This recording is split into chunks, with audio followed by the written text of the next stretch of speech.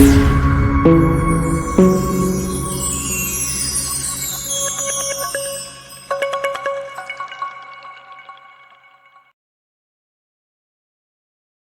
Everyone, welcome to a new lecture on our channel. আমাদের চ্যানেলের আরো একটি ইম্পর্টেন্ট ভিডিওতে ইম্পর্টেন্ট লেকচারে তোমাদের সকলকে স্বাগত।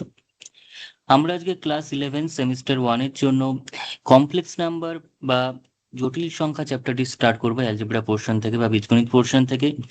এবং চ্যাপ্টারটা হচ্ছে most important chapter for board exam together with the competitive exam. যে কোনো টাইপের কম্পিটিটিভ এক্সামের ক্ষেত্রে, এটা সেটা জয়েন্ট এন্ট্রান্সের ডাব্লিউবিজেই হোক কিংবা যেই মেন্সই হোক কিংবা অ্যাডভান্সই হোক, প্রত্যেকটা ক্ষেত্রে এই চ্যাপ্টারটা ভীষণ ভীষণ ভীষণ গুরুত্বপূর্ণ একটা চ্যাপ্টার, কমপ্লেক্স নাম্বার। এবং এই কনসেপ্টের যে জিনিসপত্রগুলো রয়েছে কমপ্লেক্স নাম্বার চ্যাপ্টারে, প্রত্যেকটা জিনিস প্রত্যেকটা কনসেপ্ট আমাদের ধরে ধরে শিখতে হবে, প্রত্যেকটা কনসেপ্ট ভালো করে বুঝতে হবে, তার ফর্মুলাগুলোকে ভালো করে জানতে হবে, কিভাবে হচ্ছে, কেন হচ্ছে, তার বিভিন্ন প্যাটার্ন রয়েছে কমপ্লেক্স নাম্বারে, সেগুলো সম্পর্কে জানতে হবে। আমি সমস্ত কিছু একদম কম্প্যাক্ট ওয়েতে সুন্দর করে কনসেপচুয়ালি জিনিসগুলোকে বোঝাবো। এবং এই ক্লাস থেকে, বা একটা ক্লাসে তো আর সম্পূর্ণ হবে না, আমাদের অনেকগুলো ক্লাস লাগবে কমপ্লেক্স নাম্বারে, কিন্তু প্রতিটা ক্লাস থেকে তোমরা যে কনসেপ্ট, যে ক্লিয়ার ধারণা তোমরা পাবে প্রতিটা জিনিসের, সেটা আর অন্য কোনো জায়গা থেকে তোমরা পাবে না। ঠিক আছে, সেটা প্রত্যেকটা ভিডিও তার জন্য sequence wise, pattern wise, format wise প্রত্যেকটা জিনিস মন দিয়ে দেখতে হবে। প্রত্যেকটা ভিডিও তোমাদের কোনো রকম ভাবে স্কিপ না করে খাতায় নোট ডাউন করতে হবে এবং সেগুলোকে না দেখে প্র্যাকটিস করতে হবে। আমি সমস্ত কনসেপ্ট ধরে ধরে শেখাবো, সমস্ত কনসেপ্ট ভালো করে বোঝাবো। তোমরা সেই কনসেপ্টগুলোকে যাতে ফর্মুলার মাধ্যমে বা কনসেপচুয়ালি ডাইরেক্ট অ্যাপ্লাই করে বিভিন্ন প্রবলেম সলভ করতে পারো, এবং পরীক্ষার সময় অবভিয়াসলি তোমাদের কোনো কোয়েশ্চেন যাতে নতুন না লাগে, প্রতিটা কোয়েশ্চেন যেন জলের মতো সহজ লাগে, চেনা লাগে, জানা লাগে, সেরকম ভাবেই তোমাদের প্রিপেয়ার করানো হবে। তাই অবশ্যই আমি যেভাবে পড়াবো সেইভাবে অবশ্যই তোমরা ভালো করে ফলো করতে থাকো। তোমাদের কনসেপ্ট, তোমাদের ম্যাথামেটিক্সের যে কোনো ধারণা এবং প্রবলেম সলভিং এর যে তোমাদের জায়গাটা, সেটা অনেক অনেক অনেক বেশি স্ট্রং হয়ে যাবে, সেটা আমি গ্যারান্টি দিয়ে বলতে পারি। ঠিক আছে, এবং কমপ্লেক্স নাম্বারের চ্যাপ্টারটাই আমরা আরো হায়ার স্টেজে যখন উঠবো, তখন কমপ্লেক্স অ্যানালিসিস আকারে সেখানে আরো বিভিন্ন ভাবে বিভিন্ন রকম জিনিস আমাদের পড়তে হবে কমপ্লেক্স নাম্বার দিয়েই। ঠিক আছে, তো বেশি কথা না বাড়িয়ে শুরু করা যাক আজকের মোস্ট ইম্পর্টেন্ট চ্যাপ্টার, সেটা হচ্ছে অ্যালজেব্রার কমপ্লেক্স নাম্বার বা জটিল সংখ্যা, তার ফার্স্ট লেকচার। আচ্ছা, এই কমপ্লেক্স নাম্বার বা জটিল সংখ্যার কনসেপ্টে আসার আগে আমি প্রথমে আগে জানি যে নাম্বারস, এই যে নাম্বারস বা সংখ্যা, এরকম কিন্তু বিভিন্ন ধরনের সংখ্যা বা নাম্বার সম্পর্কে কিন্তু আমাদের আগেই পরিচয় হয়েছে। একদম ছোটবেলা থেকে আমরা বিভিন্ন সংখ্যা নিয়ে আলোচনা করছি, সেটা যে আমি শূন্য, তারপর এক দুই তিন, যে একে চন্দ্র দুই পক্ষ করেছি, সেটাও কিন্তু কিছু নাম্বার নিয়েই করেছি, এবং সেটা বিশেষ টাইপের কিছু নাম্বারের প্যাটার্নেই সেটা পড়ছে।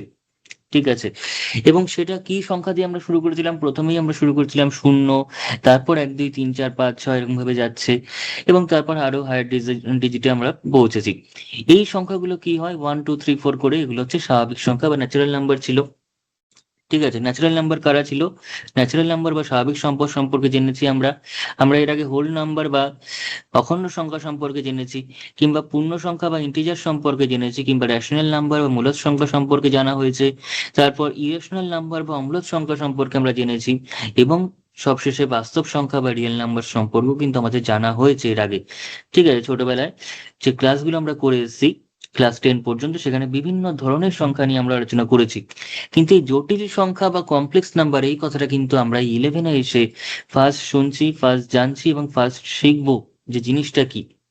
কিন্তু তার আগে স্বাভাবিক সংখ্যা জিনিসটা কি ছিল, সেটা আমাদের স্বাভাবিক সংখ্যার সেটকে আমরা এন দিয়ে লিখতাম। ঠিক আছে, এন দিয়ে আমরা লিখতাম স্বাভাবিক সংখ্যার সেটকে, এবং সেটা কিরকম ভাবে দেখতে ছিল, সেটা হচ্ছে 1 2 3 4 এরকম ভাবে চলতো, অর্থাৎ এক থেকে শুরু করে এক ঘর করে করে বাড়তো। এটা হচ্ছে আমাদের স্বাভাবিক সংখ্যা বা পজিটিভ ইন্টিজার বা পূর্ণ সংখ্যা, ধনাত্মক। আর হোল নাম্বার কারা? হোল নাম্বার কিন্তু পুরোপুরি সেম, শুধুমাত্র সেখানে একটা জিরো নতুন করে আসবে, সেখানে শুধুমাত্র একটা জিরো আসবে। ঠিক আছে, জিরো, তারপর 1 2 3 4 অ্যান্ড সো অন। ওকে, মানে ন্যাচারাল নাম্বারের সঙ্গে জিরো অ্যাড করলাম আমরা। তার মানে এখানে ন্যাচারাল নাম্বারের সঙ্গে জিরোকে আমরা যদি ইনক্লুড করি, অর্থাৎ সেট অফ ন্যাচারাল নাম্বার, তার সঙ্গে যদি আমি একটা জিরোকে ইউনিয়ন করে দিই সিঙ্গেলটন সেট জিরোকে, তখন আমরা করবো সেটা হোল নাম্বার বা অখণ্ড সংখ্যা।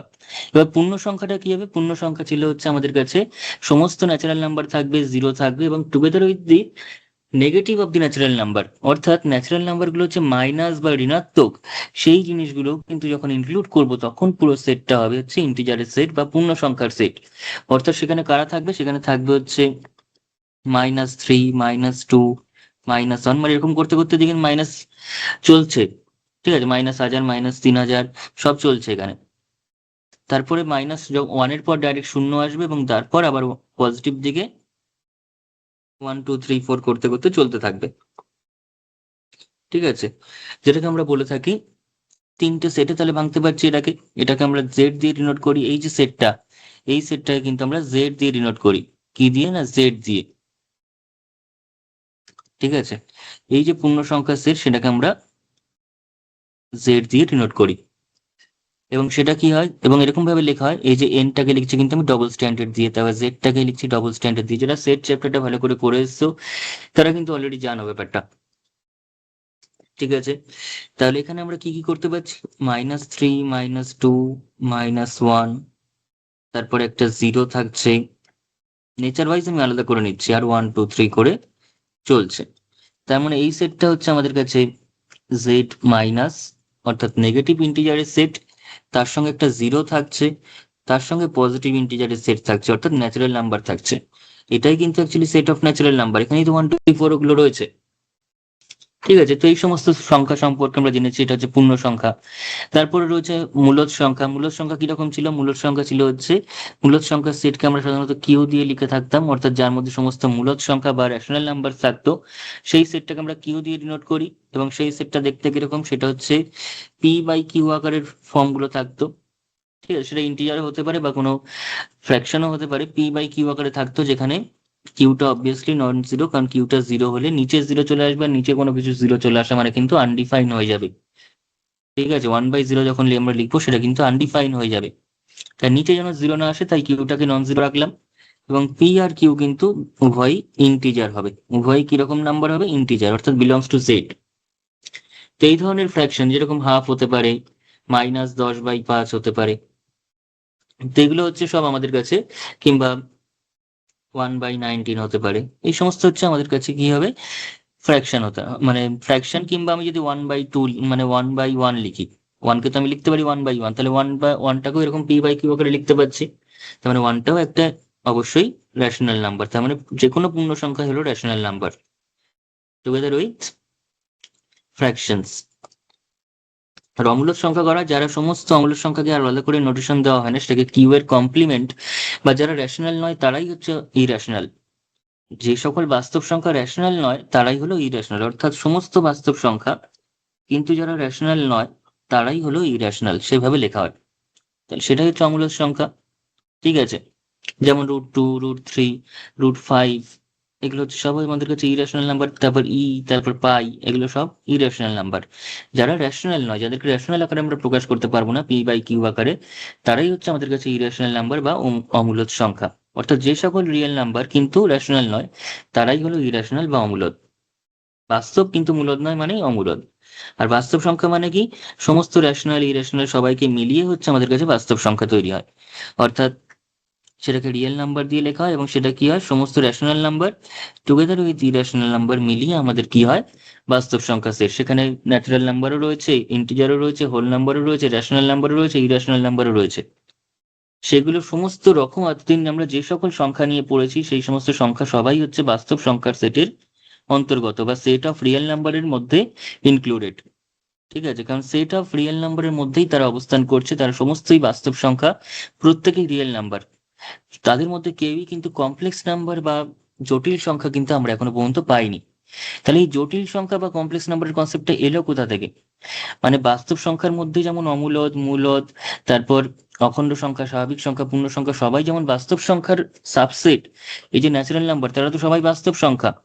তার মানে ন্যাচারাল নাম্বারটা অবশ্যই আর এর সাবসেট, এই হোল নাম্বারটাও সেটটাও আর এর সাবসেট, ইন্টিজারের সেটটাও আর এর সাবসেট, কিংবা রেশনাল নাম্বারের সেটটাও আর এর সাবসেট, ইরেশনাল নাম্বারের সেটটাও আর এর সাবসেট। আর আর তো নিজেই নিজের সাবসেট, সেটা নিয়ে বলার কথাই নয়, ঠিক আছে, ইম্প্রপার সাবসেট। কিন্তু এই সমস্ত যে নাম্বারগুলো আমরা শিখেছি এতদিন জেনেছি যাদের নাম, প্রত্যেকেই বাস্তব সংখ্যার অন্তর্গত, প্রত্যেকেই বাস্তব সংখ্যা। তার মানে বাস্তব সংখ্যার বাইরে কি আর কোনো সংখ্যা তার মানে হয় না? তাই তো মনে হচ্ছে।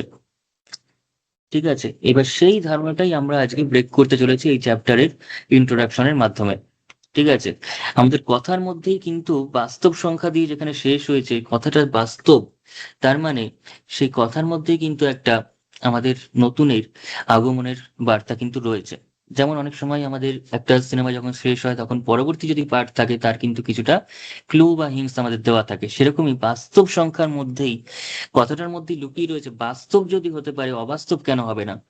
বাস্তব মানে রিয়েল লাইফে যেটা এক্সিস্ট করছে সেটা যদি হতে পারে তাহলে হাইপোথেটিক্যাল বা কাল্পনিক বা ইমাজিনারি কেন হবে না। তাহলে বাস্তব কথার মধ্যেই অবাস্তবের আমাদের সূত্রপাত কিন্তু রয়েছে, তার যোগসূত্র কিন্তু সেখান থেকেই চলে আসছে। এবং অবাস্তবের যে অস্তিত্ব সেটা আমরা বাস্তব সংখ্যার প্রপার্টি থেকেই বুঝতে পারবো যে না, এই প্রপার্টি গুলো স্যাটিসফাই করছে না, এই ধর্মগুলো তারা স্যাটিসফাই করার মতো তাদের ক্ষমতা নেই, তাই তারা বাস্তব সংখ্যা নয়, তাই তারা অন্য কিছু। এই অন্য কিছু ব্যাপারটাকেই আমরা কি নাম দেব, সেখান থেকেই আমাদের এই চ্যাপ্টারের ইন্ট্রোডাকশন, চ্যাপ্টারের সূত্রপাত, চ্যাপ্টারের কাজ শুরু। ঠিক আছে, এইভাবেই আমাদের পড়াতে অগ্রসর হতে হবে, একটা চ্যাপ্টার শুরু করতে হবে। এরকম ভাবে দুটো ফর্মুলা মুখস্থ করলে আমাদের কিন্তু কাজ হবে না। যারা ভালো ভালো নাম্বার পাচ্ছে, ভালো ভালো সমস্ত রকম কোয়েশ্চেন অ্যাটেন্ড করার জন্য যারা প্রিপেয়ার্ড হচ্ছে, তারা কিন্তু কনসেপচুয়ালি অনেক অনেক অনেক বেশি স্ট্রং হচ্ছে, এবং সেই রকম স্ট্রং হওয়ার জন্য কিন্তু এই ধরনের ক্লাসই ফলো করতে হবে। শুধুমাত্র কিছু কয়েকটা বক বক করবো, বাতিলা দেবো আর দুটো ফর্মুলা বলবো, ওইভাবে অঙ্কের ক্লাস হয় না। ইনফ্যাক্ট অঙ্ক কেন, ফিজিক্স কেমিস্ট্রি বায়োলজি কোনো ক্লাসই হওয়ার কথা নয়। ঠিক আছে, তাই ক্লাস এমনই হতে হবে যে ক্লাস থেকে আমরা অনেক কিছু জানতে পারছি, বুঝতে পারছি, শিখতে পারছি, কনসেপচুয়ালি অনেক অনেক বেশি স্ট্রং হতে পারছি। আদারওয়াইজ ওই রকম ক্লাস করার কোনো মানেই হয় না। ঠিক আছে, তাহলে এবার আমরা বাস্তব সংখ্যার বাইরে এবার একটু বেরোনোর চেষ্টা করি। ঠিক আছে, আচ্ছা, এই অবাস্তব সংখ্যা বা কাল্পনিক সংখ্যা বা ইমাজিনারি নাম্বারস বোঝার আগে আমরা একটা ইকুয়েশন দিচ্ছি, সেটাকে আমরা আগে একটু সলভ করি। যেটা আমাদের খুব চেনা পরিচিত, এরকম টাইপের ইকুয়েশন কিন্তু আমরা সলভ করেছি অনেকবার এর আগেও। X square plus one equals to zero, আর একটা আমি দিলাম X square minus one equals to zero. তো প্রথমে আমরা সলভ করি X square minus one equals to zero. তো সেটাকে সলভ করতে গেলে আমরা অবশ্যই লিখতে পারছি যে x square equals to one, তার মানে x equals to plus minus root over one, এবং রুট ওভার ওয়ান মানে আমরা জানি যে প্লাস মাইনাস ওয়ান, ওয়ানের রুট করলে ওয়ানই হবে। তো এই ইকুয়েশনটা আমরা খুব সুন্দরভাবে ইজিলি সলভ করতে পারলাম, এবং এখানে কিন্তু আমাদের কোনো প্রবলেম হলো না সলভ করতে। এবার আমি আরো একটা ইকুয়েশন দিচ্ছি প্রায় সেম, একটু আলাদা করে দিচ্ছি। সেটা হচ্ছে ইকুয়েশনটা দিলাম X square plus one equals to zero. সব সেম রাখলাম, শুধুমাত্র মাইনাস ওয়ানের পরিবর্তে এখানে আমি প্লাস ওয়ান দিচ্ছি। তাতে করে কি হচ্ছে, তাহলে আমরা যদি সেম নিয়মে সলভ করতে যাই তাহলে এক্স স্কোয়ার ইকুয়ালস টু এখানে ওয়ান করেছি, তো এক্স স্কোয়ার ইকুয়ালস টু এখানে মাইনাস ওয়ান করবো। ঠিক আছে, তো এই যে x square equals two minus one করছে, যারা একটু কনসেপচুয়ালি অঙ্কটাকে বুঝতে চাইছো বা বোঝো, বা প্রত্যেকটা জিনিস তোমরা বুঝে বুঝে করার চেষ্টা করো, তারা কিন্তু তোমাদের মনে অবশ্যই একটা প্রশ্ন জাগবে যে হঠাৎ করে x square equals two minus one, এতদিন তো কখনো আমরা কোনো সংখ্যার বর্গকে নেগেটিভ হতে দেখিনি, তাই তো? এখানে তোমাদের মনে অবশ্যই একটা প্রশ্ন জাগতে পারে যে কখনো তো প্রশ্নটা লিখি, তোমাদের কি প্রশ্নটা জাগতে পারে, কোনো বর্গকে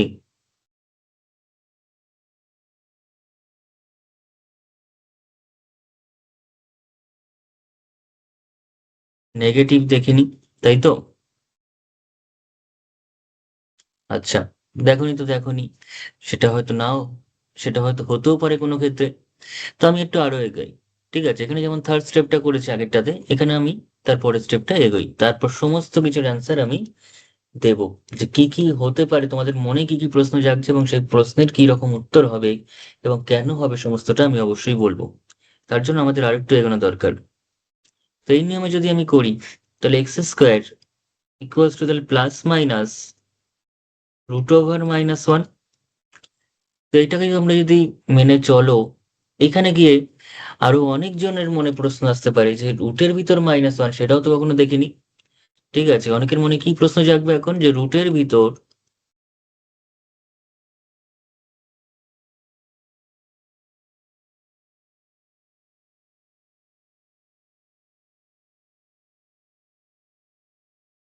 নেগেটিভ,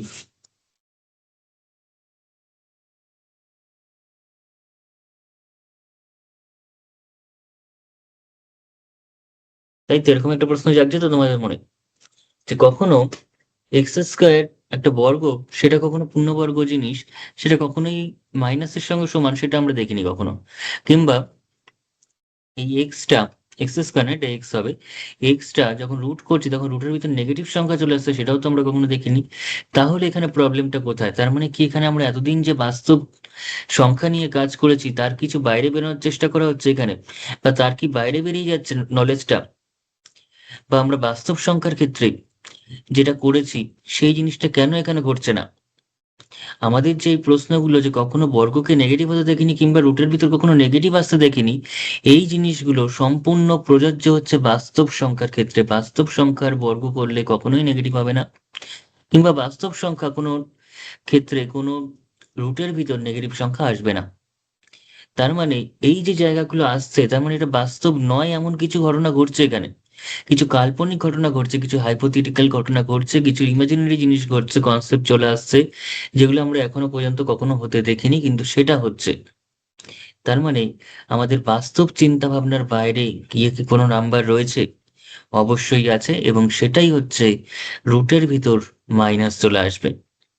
এবং এই রুট ওভার মাইনাস ওয়ানটাই হচ্ছে সেই অবাস্তব জিনিসের, যেগুলো অবাস্তব সংখ্যা বা কাল্পনিক সংখ্যা, তাদের ইউনিটি, তাদের একক। ঠিক আছে, এই এক্স ইকুয়ালস টু যে plus minus root over minus one লিখলাম, এটাকেই ম্যাথমেটিশিয়ান অয়েলার ম্যাথমেটিশিয়ান অয়েলার তিনি একটা সিম্বল দিয়ে উল্লেখ করেছেন, কারণ এটার তো আমরা বাস্তব ভ্যালু বার করতে পারবো না। কারণ এতক্ষণই তো আমি এটাই বললাম যে বাস্তবে এরকম রুটের ভিতর মাইনাস ওয়ান আসতেই পারে না, তাহলে এটাকে বাস্তব ভ্যালু আমরা বার করতে পারবো না।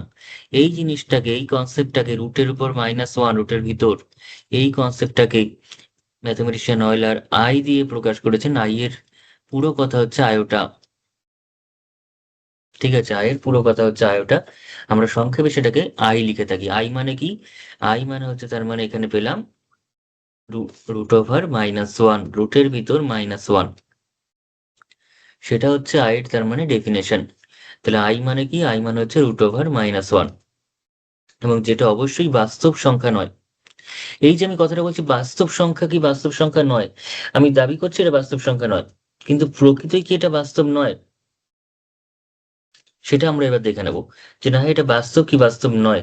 একটা নতুন একটা সংখ্যা পেলাম, i equals to root over minus one, যেটা কিনা বাস্তব সংখ্যার যে সকল নিয়ম, যে রুটের ভিতর নেগেটিভ চলে আসছে, সেই ঘটনা তো বাস্তবের ক্ষেত্রে হয় না। তাহলে কি আইটা অবাস্তব?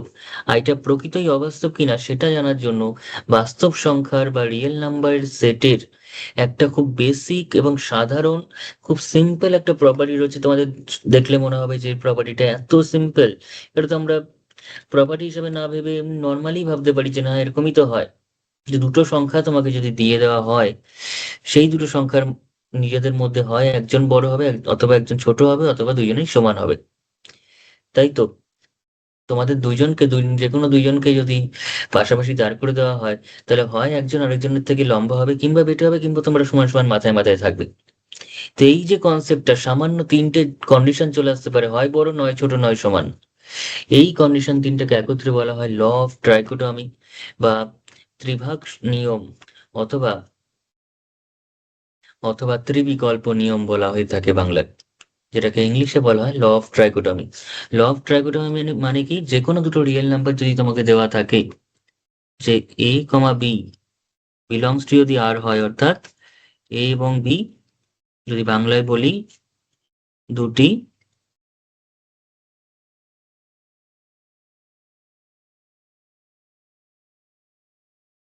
বাস্তব সংখ্যা যদি হয়,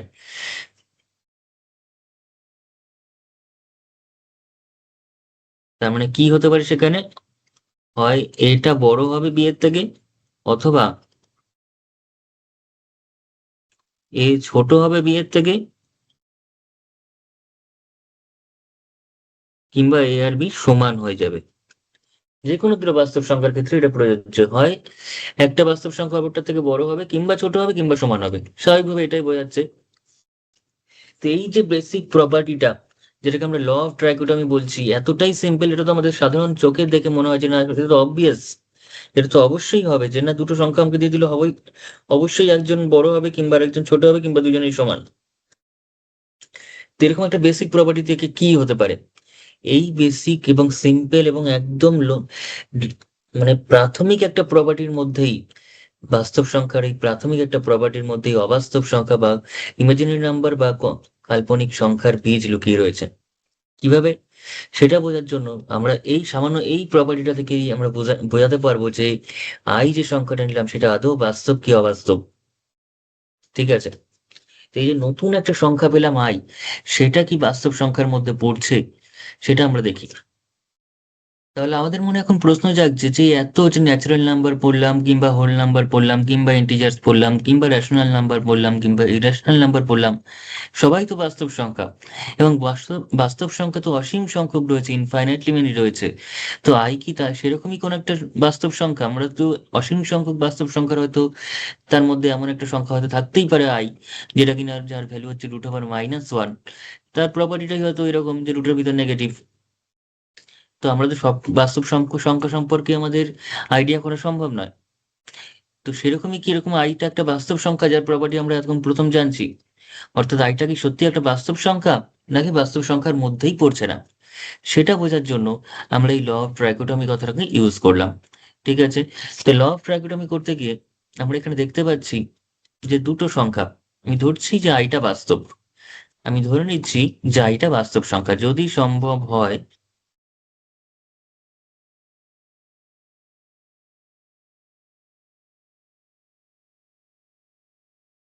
মনে করি, অর্থাৎ ইফ পসিবল লেট,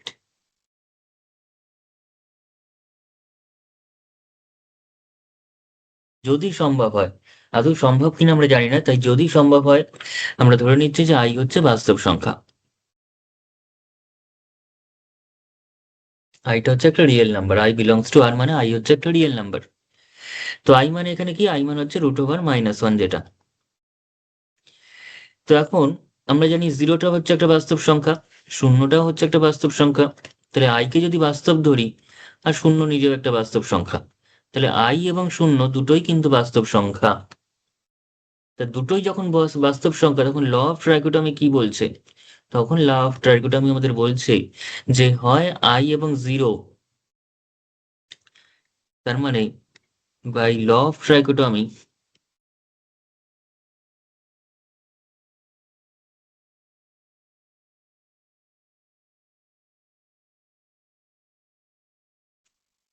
আমরা কি বলতে পারছি? ল অফ ট্রাইকোটমি অনুযায়ী আইদার, আমরা কি দেখলাম ল অফ ট্রাইকোটমিতে দুটো রিয়েল নাম্বার দিলে হয় একটা ছোট নয়তো বড় নয়তো সমান। তার মানে আই আর জিরোকে যদি আমি বাস্তব সংখ্যা ধরি, জিরো তো বাস্তব সংখ্যা, সে নিয়ে কোনো সমস্যা নেই, কিন্তু আইটাকেও যদি আমি বাস্তব সংখ্যা হিসেবে ধরি, তার মানে নিশ্চয়ই তাদের মধ্যে ল অফ ট্রাইকোটমি খাটবে। অর্থাৎ আইটা হয় জিরোর থেকে ছোট হবে, আর আইটা জিরোর থেকে বড় হবে, কিংবা আইটা ইকুয়ালস টু জিরো হবে।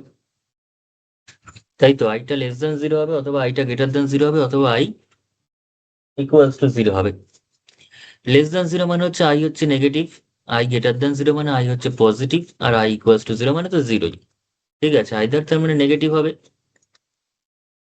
কিংবা পজিটিভ হবে কিংবা জিরো হবে। তো সেটা আমরা দেখি এবার। তাহলে প্রথমে দেখি যে আইটা শূন্য কিনা। তো আই শূন্য কিনা সেটা আমরা অবভিয়াসলি নয়, সেটা তো আমরা দেখেই বুঝতে পারছি যে -1 কখনো শূন্যর সঙ্গে সমান হতে পারে না, √। আই মানে আমরা দেখলাম কত, আই মানে হচ্ছে √1। তাহলে আই কি শূন্য? আমি যদি ধরি যে আই, আই ধরলাম শূন্য, তাতে কি গন্ডগোল হচ্ছে? তাতে গন্ডগোলটা কি হচ্ছে? তার মানে আই স্কোয়ার ইকুয়ালস টু শূন্য স্কোয়ার হবে। এবার আই মানে কত? √1, তার আবার স্কোয়ার মানে শূন্য স্কোয়ার। √-1 এর রুট আবার স্কোয়ার, তার রুটটা উঠে যাবে, শুধুমাত্র -1 পড়ে থাকবে। আর জিরো স্কোয়ার মানে কত? জিরো। তাহলে -1 আর জিরো কি সমান? মাইনাস আর ওয়ান এবং জিরো কি কখনো সমান হতে পারে? সেটা তো ইম্পসিবল, সেটা তো অ্যাবসার্ড, সেটা তো অসম্ভব একটা জিনিস। তাই তো? তাহলে হুইচ ইজ অ্যাবসার্ড?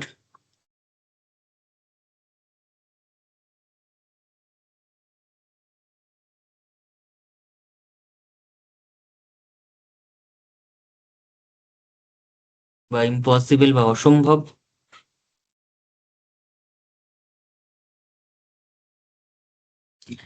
আচ্ছা, তাহলে বুঝলাম যে -1 আর 0 যেহেতু সমান হতে পারে না, তার মানে এই ঘটনাটা অসম্ভব। তার মানে আই আর জিরো, এই ঘটনাটা অসম্ভব ঘটনাটা কেন পেয়েছি? কারণ আই আর জিরোকে সমান ধরেছি বলে। তার মানে আইটা জিরো নয়। তাহলে দেয়ার ফোর আই কিন্তু তার মানে শূন্য নয়। I not equals to zero একটা পেলাম। তাহলে আই জিরো নয়। এবার দেখি আইটা পজিটিভ কিনা, আইটা ধনাত্মক কিনা। ধনাত্মক মানে হচ্ছে আই গ্রেটার দেন জিরো কিনা আমরা দেখবো। এটার মানেটা কি? এটার মানে হচ্ছে আই গ্রেটার দেন জিরো কিনা আমরা চেক করতে চাইছি। আমি ধরে নিচ্ছি আইটা গ্রেটার দেন জিরো, তাতেও কি প্রবলেম হচ্ছে? আই গ্রেটার দেন জিরো মানে আই স্কোয়ার নিশ্চয়ই গ্রেটার দেন জিরো স্কোয়ার হবে। আচ্ছা, I square greater than zero square মানে কি? আই স্কোয়ার মানে কত? √/-1 গ্রেটার দেন জিরো স্কোয়ার। √/-1 এর স্কোয়ার মানে কত? -1। আর জিরো স্কোয়ার মানে কত? জিরো। তার মানে -1টা জিরোর থেকে বড় হয়ে যাচ্ছে। -1 কি জিরোর থেকে বড় হতে পারে কখনো? -1 হচ্ছে নেগেটিভ সংখ্যা, ঋণাত্মক সংখ্যা। ঋণাত্মক সংখ্যা কখনোই শূন্যর থেকে বড় হয়ে যেতে পারে না। ঋণাত্মক সংখ্যা কখনোই শূন্যর থেকে বড় হতে পারে না। তাই তো, তার মানে এই ঘটনাটাও সত্যি নয়। তাই তো, তাহলে এটাও অ্যাবসার্ড।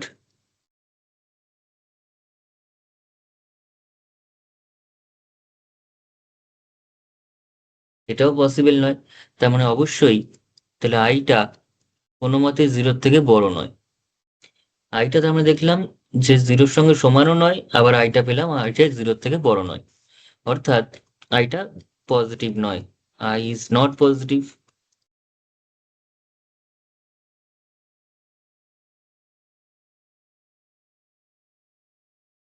জিরোর থেকে বড় নয় মানে তো পজিটিভ নয়। তাহলে আমরা এখন বুঝতে পারছি যে আইটা বাস্তব সংখ্যা যেহেতু ধরছি, এখন বাস্তব সংখ্যা কিন্তু হয় সেটা পজিটিভ হবে, নয়তো নেগেটিভ হবে, নয়তো শূন্য হবে। এমন কোনো বাস্তব সংখ্যা আমরা কখনো পেয়েছি নাকি যেটা পজিটিভও নয়, নেগেটিভও নয়, শূন্যও নয়? তার মানে আইদার পজিটিভ হবে, নয়তো জিরো হবে, নয়তো নেগেটিভ হবে। তো এখানে আমরা আইটা যদি বাস্তব সংখ্যা হয়, তার মানে সেক্ষেত্রে দেখতে পাচ্ছি আইটা জিরো নয়। প্রথম কেসে দেখলাম আইটা জিরো হতে পারছে না, কারণ জিরো হলে -1 আর জিরো সমান হয়ে যাচ্ছে, অর্থাৎ অ্যাবসার্ড কিছু একটা চলে আসছে, ইম্পসিবল বা অসম্ভব কিছু একটা চলে আসছে, যেটা কখনো হয় না। তার মানে -1 আর জিরো যেহেতু সমান হতে পারে না, তার মানে আই আর জিরো সমান নয়, সেটা মানলাম। তাহলে আইটা নিশ্চয়ই পজিটিভ বা নেগেটিভ।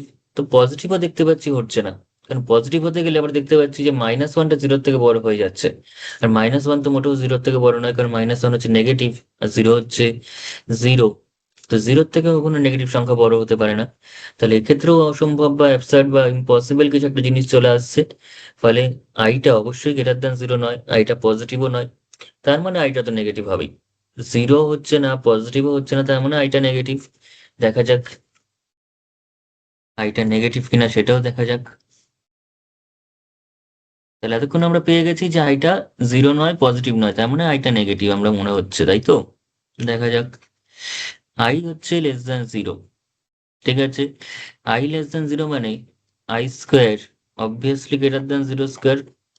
সবসময় কিন্তু এই জায়গাটা কিন্তু মাথায় রাখতে হবে যে লেস দ্যানই থাকুক আর গ্রেটার দ্যানই থাকুক, স্কোয়ার করলে কিন্তু গ্রেটার দ্যানই হবে। যেমন ধর -2 জিরোর থেকে ছোট, কিন্তু -2 এর স্কোয়ার করলে কত হয়? -2 এর স্কোয়ার কিন্তু মাইনাস স্কোয়ার প্লাস এবং 2 স্কোয়ার 4। আর জিরো স্কোয়ার করলে কত হয়? জিরোই হবে। তাহলে 4 কিন্তু জিরোর থেকে বড়। তাহলে স্কোয়ার যখন করলাম তখন কিন্তু ইনইকুয়ালিটি উল্টে গেল। -2 square greater than zero square হলো। -2 জিরোর থেকে ছোট হতে পারে, কিন্তু -2 স্কোয়ার করার সময় বা দুই দিকে স্কোয়ার করার সময় ইনইকুয়ালিটি কিন্তু গ্রেটার দ্যানে পরিণত হয়ে গেল। তাই তো, কারণ -2 স্কোয়ার মানে 4 আর জিরো স্কোয়ার মানে জিরো। আমি যদি এখানেও লেস দ্যান আছে বলে লেস দ্যান রাখি, তাহলে তো 4 লেস দ্যান জিরো হয়ে যাবে, সেটা সম্ভব নয়। 4 তো জিরোর থেকে বড়। তাহলে অবশ্যই আই লেস দ্যান জিরো মানে স্কোয়ার করছি মানে I square greater than zero square হবে। আর আই স্কোয়ার মানেই তো √/-1 এর স্কোয়ার। আর √/-1 স্কোয়ার মানেই হচ্ছে -1। রুট আর স্কোয়ার থাকলে সবসময় রুট আর স্কোয়ার দুটোই উঠে গিয়ে শুধুমাত্র ভিতরের সংখ্যাটা থাকে। আর জিরো স্কোয়ার মানে জিরো, তার মানে আবার একই ঘটনা ঘটে গেল, -1 আবার নাকি জিরোর থেকে বড় বলছে। তো এটা তো, এটাও তো ইম্পসিবল।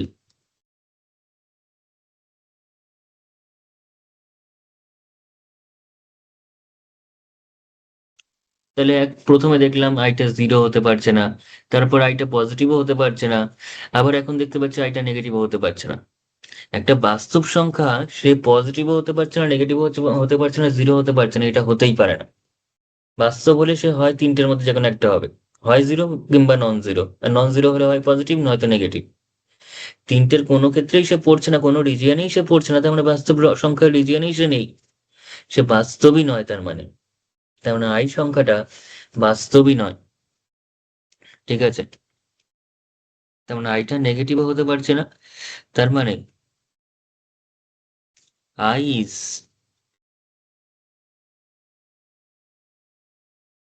neither zero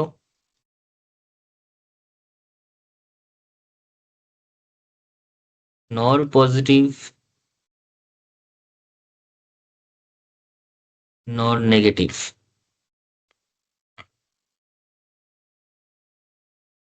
আই এমন একটা সংখ্যা যেটা কিনা জিরোও নয়, পজিটিভও নয়, নেগেটিভও নয়, তার মানে সে আর যাই হোক বাস্তব সংখ্যা নয়। বাস্তব সংখ্যা পজিটিভ নেগেটিভ শূন্য ছাড়া আর কিছু হতে পারে না। ঠিক আছে, তার মানে I is not a real number.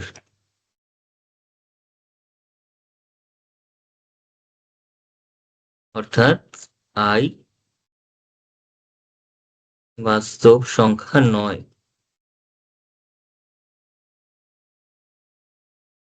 ঠিক আছে, আমরা এমন অনেক সময় ভাবি যে কোনো কিছু যে যেটা বাস্তবে এক্সিস্ট করছে না, বাস্তবে আমাদের কাছে নেই, অথচ কল্পনায় আমরা তাকে নিয়ে অনেক কিছু ভেবে ফেলি। সেই সমস্ত নিয়ে আমরা কিন্তু অনেক কিছু ভাবি কল্পনায়। তো সেটা আমাদের কাল্পনিক জগতে এক্সিস্ট করছে কিন্তু বাস্তব জগতে নেই। অর্থাৎ এই আইটা বাস্তব সংখ্যা নয়। তার মানে সে কিরকম সংখ্যা? সে কাল্পনিক সংখ্যা, সে কল্পনায় রয়েছে।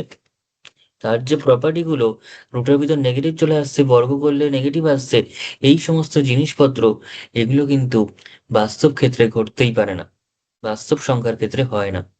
তার মানে এটা অবশ্যই বাস্তব নয়, আর বাস্তব যে নয় সেই অবাস্তব, সেই হচ্ছে কাল্পনিক।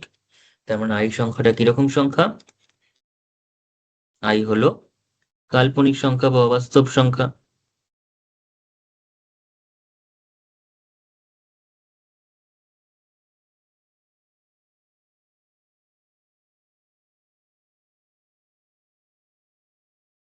বা ইমাজিনারি নাম্বার।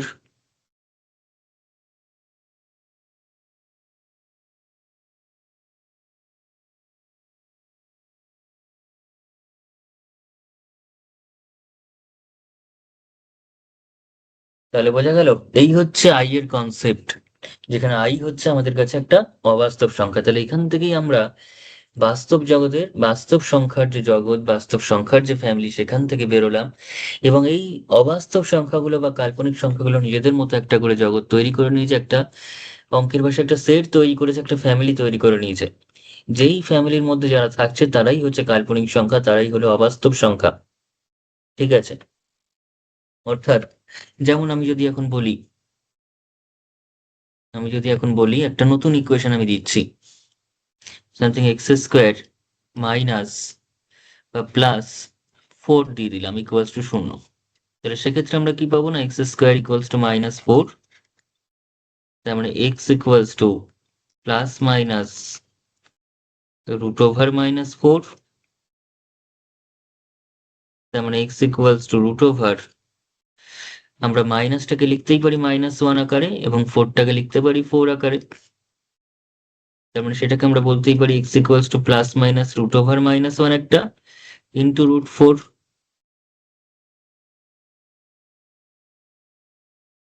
তার মানে জিনিসটা কিরকম দাঁড়াচ্ছে, x equals to plus minus √/-1, মানে এক্ষুনি বললাম আমি কি, সেটাকে আই দিয়ে এক্সপ্রেস করা হয়, কারণ বাস্তব জগতে তার কোনো ভ্যালু নেই, ফলে তার কোনো পার্টিকুলার ভ্যালু পাবো না।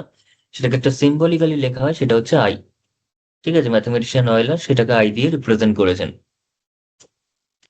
আর √/4 মানে কত? √/4 মানে হচ্ছে 2। ঠিক আছে, তার মানে এই যে এক্স এর দুটো ভ্যালু পেলাম, একটা হচ্ছে 2y আর একটা হচ্ছে -2y। তো এই যে ভ্যালুগুলো সেগুলো সবই কিন্তু কাল্পনিক সংখ্যা, যেগুলো আই এর মাল্টিপেলে রয়েছে।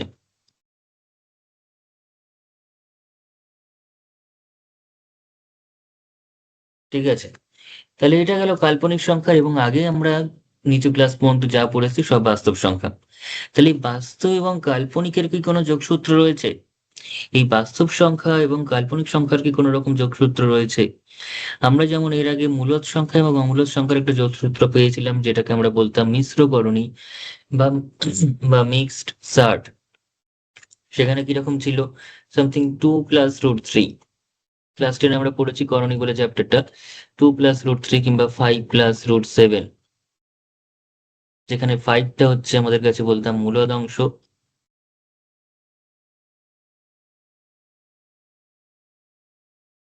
এবং √7টা থাকতো অমূলদ অংশ।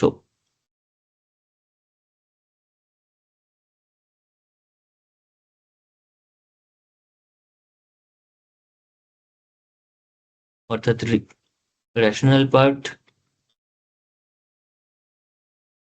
এবং এই পোর্শনটা হচ্ছে ইরেশনাল পার্ট।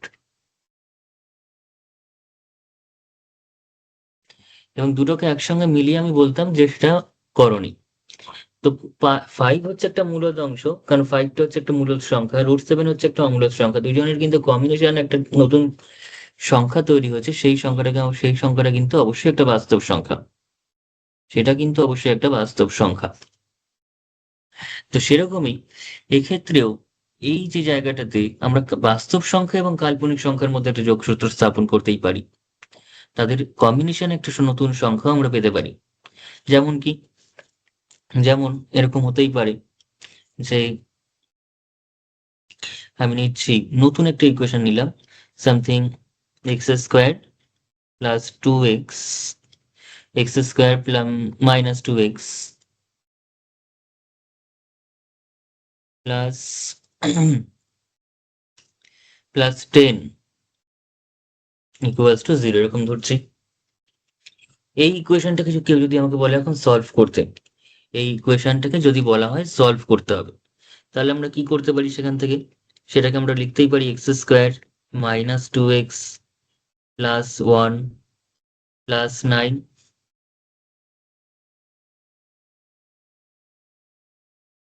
= 0।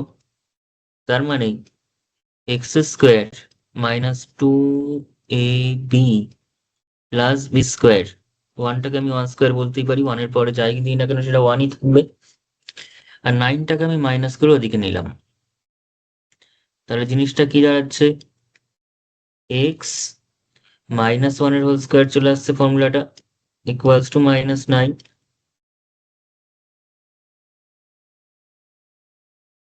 তাহলে এবার যদি আমি রুট করি, তাহলে x - 1 = প্লাস মাইনাস √9 আসবে। এবং সেখান থেকে আরো কি করা যাচ্ছে দেখ, প্লাস মাইনাস √9, √- পরের মতো আমরা সেটাকে কি লিখতে পারি? 3i লিখতে পারি। তার মানে এটা মানে কত? এটা মানে তো এরকম। তার মানে কত হচ্ছে? x - 1 = +-9 এর রুট মানে 3, আর -1 এর রুট মানে হচ্ছে i। আর আমি যদি 1টাকে ওদিকে পাঠাই, তাহলে x = 1 ± 3i, 1 ± 3i। অর্থাৎ সংখ্যা দুটো যেটা দাঁড়াচ্ছে এখান থেকে, সেটা হচ্ছে x = একটা 1 + 3i, একটা হচ্ছে 1 - 3i। তো আগেরটা আমরা যদি শুধুমাত্র 1 বলি, সেটা আমরা দেখে বুঝতে পারছিস না সেটা হচ্ছে একটা বাস্তব সংখ্যা। সেটা হলো বাস্তব সংখ্যা। আর এতক্ষণ আমরা বুঝে গেছি, যদি 3i বলি বা i জাতীয় কোনো i যুক্ত কোনো সংখ্যা বলি যার সঙ্গে মাল্টিপ্লাই রয়েছে, সেটা হচ্ছে অবাস্তব সংখ্যা। তাহলে 1টা হচ্ছে বাস্তব সংখ্যা, 3i-টা হচ্ছে অবাস্তব সংখ্যা। তাহলে এখন যে সংখ্যাগুলো বেরোলো 1 + 3i, 1 - 3i, তারা কি নতুন কিছু? তাহলে তাকে আমি কোন ক্যাটাগরিতে ফেলবো? সে তো 1ও রয়েছে, 3i-ও রয়েছে। 1টা বাস্তব, 3i-টা হচ্ছে অবাস্তব। তার মানে সেটা বাস্তব সংখ্যার ক্যাটাগরিতে ফেলবো না অবাস্তব সংখ্যার ক্যাটাগরিতে ফেলবো? তাই আমি পুরোপুরি অবাস্তব বলতে পারছি না, কারণ 1 পোর্শনটা এখানে রয়েছে। তো এইরকম অবস্থায় এই ধরনের সংখ্যাগুলোকেই আমরা এখন বলে থাকি জটিল সংখ্যা, যার মধ্যে বাস্তব অংশও রয়েছে, অবাস্তব অংশও রয়েছে, কিংবা পুরোপুরি সে কমপ্লিটলি বাস্তব হতে পারে কিংবা কমপ্লিটলি অবাস্তব হতে পারে, সব ক্ষেত্রেই। তাহলে সেটা বাস্তব সংখ্যাই হোক কিংবা অবাস্তব সংখ্যাই হোক,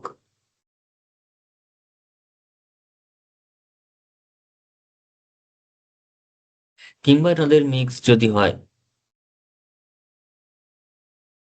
সমস্ত ধরনের সংখ্যাকেই একত্রে বলা হচ্ছে জটিল সংখ্যা বা কমপ্লেক্স নাম্বার। সেটা পিওরলি বাস্তবও হতে পারে, রিয়েল হতে পারে, পিওরলি ইমাজিনারি হতে পারে, কিংবা তাদের কম্বিনেশন হতে পারে। সেই সমস্ত ধরনের সংখ্যাকে একত্রে কমপ্লেক্স নাম্বার বা জটিল সংখ্যা নামে অভিহিত করা হচ্ছে। তেমন এখন আমরা কমপ্লেক্স বাস্তব সংখ্যার বাইরেও বেরোলাম, এবং বাইরে বেরিয়ে একটা নতুন ধরনের সংখ্যা পেলাম, সেটা হচ্ছে অবাস্তব সংখ্যা। এবং এই বিশুদ্ধ বাস্তব বা বিশুদ্ধ অবাস্তব কিংবা বাস্তব অবাস্তবের কম্বিনেশন, সমস্ত ধরনের সংখ্যাকে একত্রে যেটা বলা হচ্ছে সেটাই হলো জটিল সংখ্যা বা কমপ্লেক্স নাম্বার। ঠিক আছে, এবং এটা হচ্ছে most generalised version of any number. ঠিক আছে, একটা ন্যাচারাল নাম্বারও তার মানে কমপ্লেক্স নাম্বার, একটা রেশনাল নাম্বারও তার মানে কমপ্লেক্স নাম্বার, যেটাকে একদিন রিয়েল নাম্বার হিসেবে ধরেছি, একটা ইন্টিজার যেটাকে আমরা পূর্ণ সংখ্যা, যেটাকে রিয়েল নাম্বার বা বাস্তব সংখ্যা হিসেবে ধরেছি, সেটাও কমপ্লেক্স নাম্বার। সমস্তটাই কমপ্লেক্স নাম্বার, বিকজ বাস্তব সংখ্যা নিজেই হচ্ছে একটা কমপ্লেক্স নাম্বার বা জটিল সংখ্যা। ঠিক আছে, তার মানে জটিল সংখ্যা যদি সাধারণ আকার দেখতে পাই, তাহলে সেটা হচ্ছে এরকম কম্বিনেশন আকারে রয়েছে, যেখানে প্রথম অংশটা দেখতে পাচ্ছি ওয়ান, যেটা কিনা একটা বাস্তব সংখ্যা, যেটা কিনা একটা আই বর্জিত সংখ্যা, অর্থাৎ সেটা বাস্তব সংখ্যা। এটাকে আমরা বলে থাকি বাস্তব অংশ সংখ্যাটার বা রিয়েল পার্ট। এবং থ্রি আই পোর্শনটাকে আমরা বলে থাকি, মূলত থ্রিটাকে আমরা বলে থাকি অবাস্তব অংশ, কারণ সেখানে আই সংযুক্ত রয়েছে।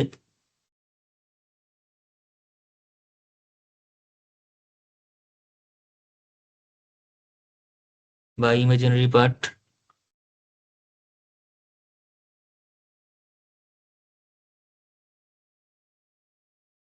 তাহলে একটা টোটালটাকে মিলিয়ে, হুম, আমরা যখন মূলদ অংশ অমূলদ অংশ পুরো জিনিসটাকে মিলিয়ে এখানে বলেছিলাম সেটা একটা করণী।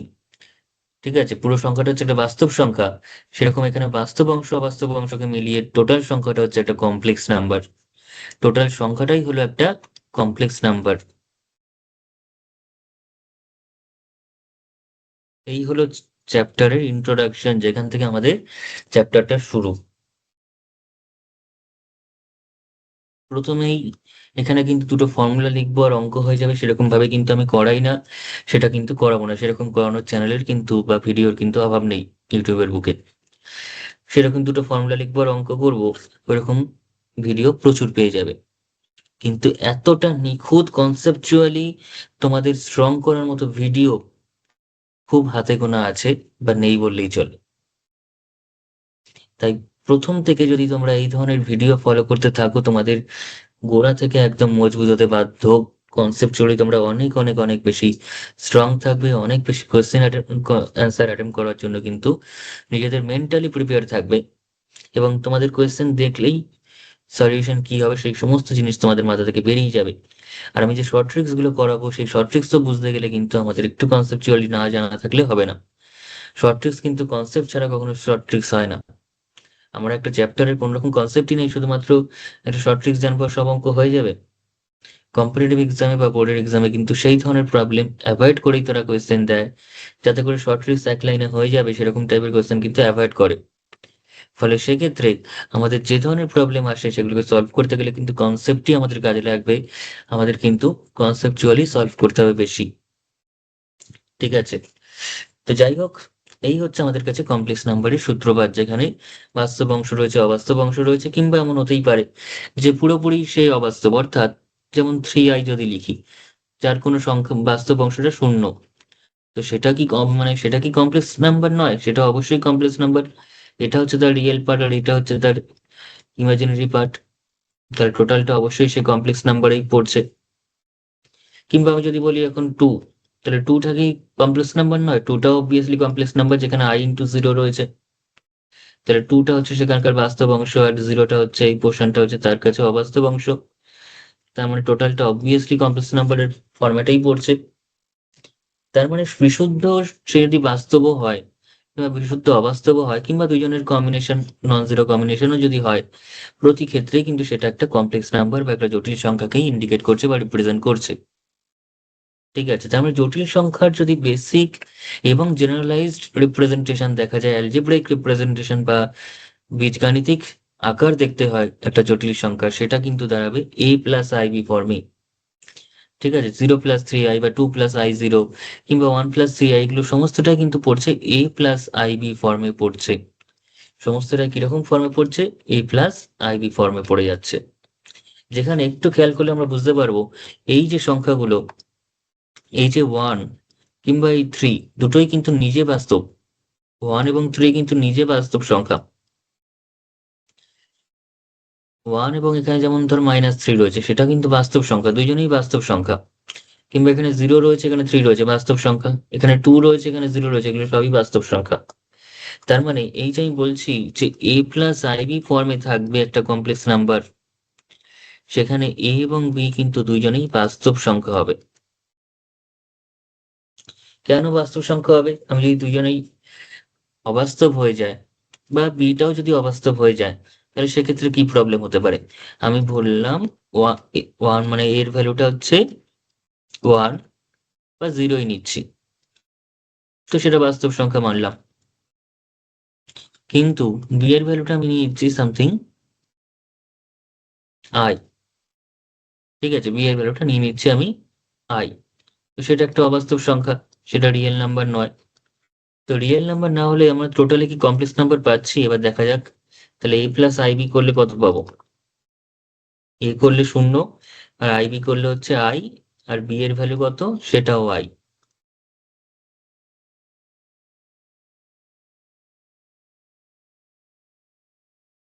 তখন ওভারঅল আই স্কোয়ার পাচ্ছি। ওভারঅল আমরা কত পাচ্ছি? I square. আর আই স্কোয়ার, আই মানে কত? আই মানে হচ্ছে √/-1, আর তার আবার স্কোয়ার রয়েছে, তার আবার স্কোয়ার। তা √/-1 এর স্কোয়ার একটু আগে বললাম, সেটা কত হচ্ছে? রুট আর স্কোয়ার উঠে যায়, সবসময় -1 হয়ে যাবে, তার মানে ভিতরটুকুই থাকবে। রুটও করছি আবার স্কোয়ারও করছি, কারোর কাছ থেকে 2 টাকা নিয়েও নিচ্ছে, আবার থেকে 2 টাকা দিয়েও দিচ্ছি। তার মানে তার কাছে যা ছিল তাই থাকলো, মানে -1টাই থাকলো। তো -1 তো বাস্তব সংখ্যা, সে তো অবাস্তব সংখ্যা নয়। তাহলে a প্লাস আইবি কিন্তু করলে, আমি যদি বিটাকে অবাস্তব হিসাবে ধরি, বিটাকে যদি বাস্তব না নিই, তাহলে কিন্তু ওভারঅল আমি বাস্তব সংখ্যা পাচ্ছি। তো আমরা যদি অবাস্তব অংশ রাখতে হয়, টোটালি মানে বাস্তব অবাস্তবের কম্বিনেশন পেতে হয়, তাহলে অবশ্যই এ এবং বি দুজনকেই বাস্তব সংখ্যা হিসেবে নিতে হবে, তবে গিয়ে আই বিটা একটা অবাস্তব হবে। ঠিক আছে, বি যদি অবাস্তব হয় আবার আইও অবাস্তব, দুজনের গুণফল কিন্তু একটা বাস্তব সংখ্যা দিয়ে দিচ্ছে, সেটা কিন্তু তাহলে টোটালি আমরা কোনো অবাস্তব আর অংশ থাকলো না সেখানে। ঠিক আছে, যেমন একটা যদি দ্বিঘাত সমীকরণ নিই, ax² plus bx plus c। আমি বলছি দ্বিঘাত সমীকরণ, অথচ এটা যদি শূন্য হয়ে যায়, তাহলে কি এটা দ্বিঘাত সমীকরণ থাকবে? তাহলে কি আর এটা দ্বিঘাত সমীকরণ থাকবে? সেটা দ্বিঘাত সমীকরণ তো থাকবে না তাহলে। কারণ দ্বিঘাত সমীকরণ হচ্ছে কারণ x² যুক্ত টার্মটা আছে বলে। এখন এটাকে যদি শূন্য করে দিই, তাহলে x² যুক্ত টার্মটাই থাকবে না, তার মানে সেটা দ্বিঘাত সমীকরণই থাকবে না। যার জন্য দ্বিঘাত সমীকরণ বলছি, সেটাই যদি শূন্য হয়ে যায়, তাহলে তো দ্বিঘাত থাকবে না।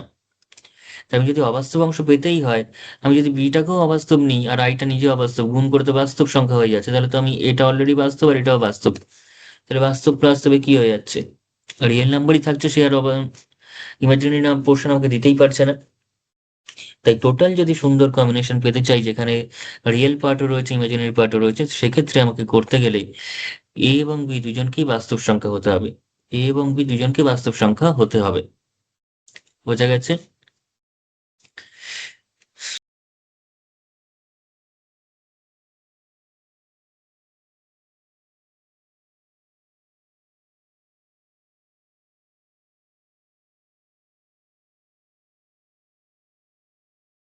আচ্ছা, এতক্ষণ যে কনসেপ্টগুলো আমরা বললাম, সেগুলোকে এবার একটা থিওরিটিক্যালি ডেফিনেশনের মাধ্যমে কম্প্যাক্ট জিনিসটা আরেকবার একটু দেখে নিই। কি বলেছে এখানে? জটিল সংখ্যার বীজগাণিতিক আকার বা সাধারণ আকার, অর্থাৎ algebraic form of general form of complex number. অর্থাৎ জটিল সংখ্যার জেনারেল ফর্ম কিংবা অ্যালজেব্রাইক ফর্ম, এটা হচ্ছে অ্যালজেব্রাইক ডেফিনেশন। অ্যাকচুয়ালি অ্যালজেব্রাইক এটা ডেফিনেশন। সেটা হচ্ছে একটা কমপ্লেক্স নাম্বার জেড কে আমরা কিরকম ভাবে প্রকাশ করবো, একটা কমপ্লেক্স নাম্বার জেড কে বা জটিল সংখ্যা জেড কে আমরা প্রকাশ করবো হচ্ছে এ কমা বি আকারে, যার জেনারেল ফর্ম বা বীজগাণিতিক আকার হচ্ছে এ প্লাস আইবি।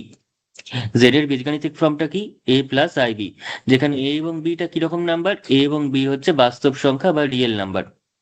এ এবং বি বিলংস টু, আমি কি বললাম এতক্ষণ ধরে, যে বাস্তব সংখ্যা কেন হতে হবে সেটা তো বললাম। তার মানে এ এবং বি কে কিন্তু বাস্তব সংখ্যা হতে হবে, অর্থাৎ এ কমা বি বিলংস টু আর। এবং আই এর মান প্রথম থেকে বলে আসছি, সেটা হচ্ছে √(-1). তাহলে এই যে ব্যাপারটা, এই যে জিনিসটা, সেটাই হচ্ছে আমাদের কাছে জটিল সংখ্যার বীজগাণিতিক আকার বা জেনারেল ফর্ম।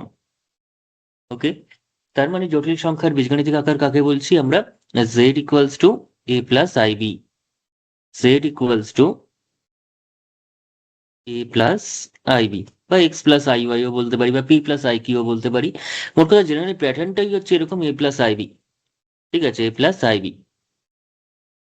যেখানে এটাকে কি বলা হচ্ছে? এটাকে বলা হচ্ছে রিয়েল পার্ট, এবং বিটাকে বলা হচ্ছে ইমাজিনারি পার্ট। ঠিক আছে, এটাকে কি বলা হচ্ছে? এটা হচ্ছে আমাদের কাছে রিয়েল পার্ট, এবং বিটা হলো ইমাজিনারি পার্ট। এটা হলো রিয়েল পার্ট অফ জেড, এবং বি পোর্শনটাকে বলা হচ্ছে ইমাজিনারি পার্ট।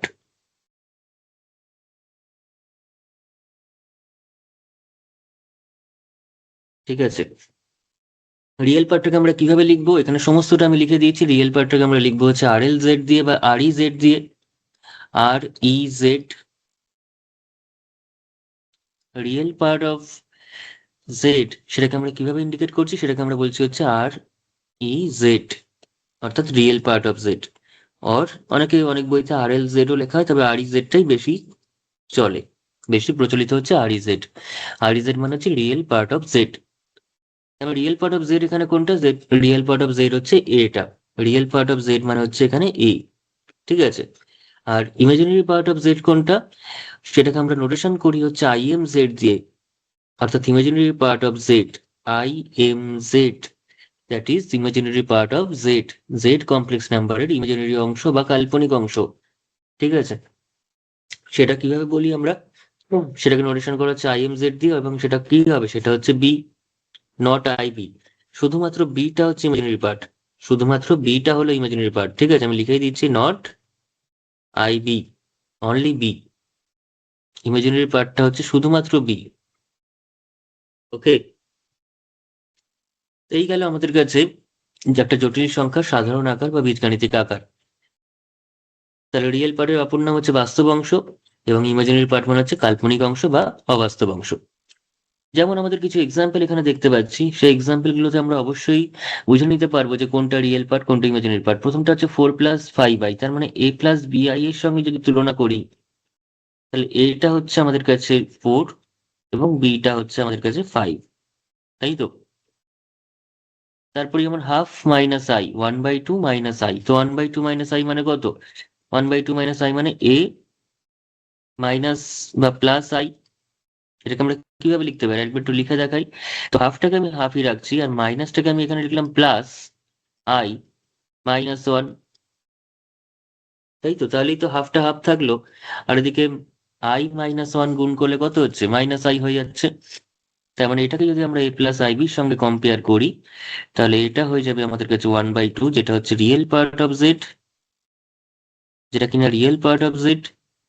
এবং ইমাজিনারি পার্ট অফ জেড কোনটা হবে? Imaginary part of Z is equals to B, এবং সেই বিটা কত? এখানে বিটা হচ্ছে -1। বিটা কত? বিটা কিন্তু -1। বোঝা গেল? তারপরে যেমন 5i দিয়েছে, পরেরটা দিয়েছে শুধুই 5i। তো সিম্পল যদি 5i থাকে, তার মানে সেটাকে আমরা কি বলতে পারছি? 0+5i বলতে পারছি। তার মানে জিরোটা এখানে হচ্ছে আমাদের কাছে রিয়েল পার্ট। তাহলে এখানে রিয়েল পার্ট কোনটা? রিয়েল পার্ট অফ জেড হচ্ছে 0, এবং ইমাজিনারি পার্ট অফ জেড কোনটা? সেটা হচ্ছে বি, এবং সেটা হচ্ছে এখানে আই এর সঙ্গে যে কোএফিসিয়েন্ট রয়েছে সেটা, অর্থাৎ 5। তারপরে -2000, ঠিক আছে, -2000, সেটাকে আমরা কি লিখতে পারি? সেটার সঙ্গে যেহেতু আই নেই, তাহলে -2000টাই হচ্ছে আমাদের কাছে রিয়েল পার্ট, এবং আই যুক্ত কোনো টার্ম নেই, মানে i × 0 আছে। তার মানে আমরা এটাকে বলতে পারি a প্লাস আইবি, যেখানে রিয়েল পার্ট অফ জেডটা কত? রিয়েল পার্ট অফ জেড বা এটা হচ্ছে এখানে -2000 এবং imaginary part of Z is equals to B, এবং সেটা কিন্তু আই এর যে কোএফিসিয়েন্ট সেটা কত, সেটা হচ্ছে 0। ঠিক আছে, সেটা কত, সেটা হচ্ছে আমাদের কাছে 0। বোঝা গেছে?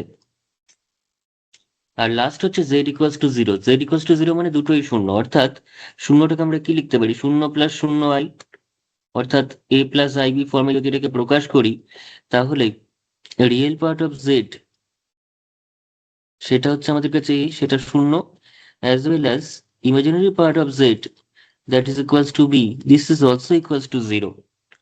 তাহলে এই এক্সাম্পলে আমরা পেয়েছি a এবং b দুটোই নন জিরো। এই এক্সাম্পলে আমরা পেয়েছি তাতেও a এবং b দুটোই নন জিরো, অর্থাৎ সেখানে আবার এটা ফ্র্যাকশনে ছিল, বিটা ছিল -এ। তারপরে যেটা পেলাম 5i, অর্থাৎ এই পোর্শনটা নেই, অর্থাৎ এই পোর্শনটা 0।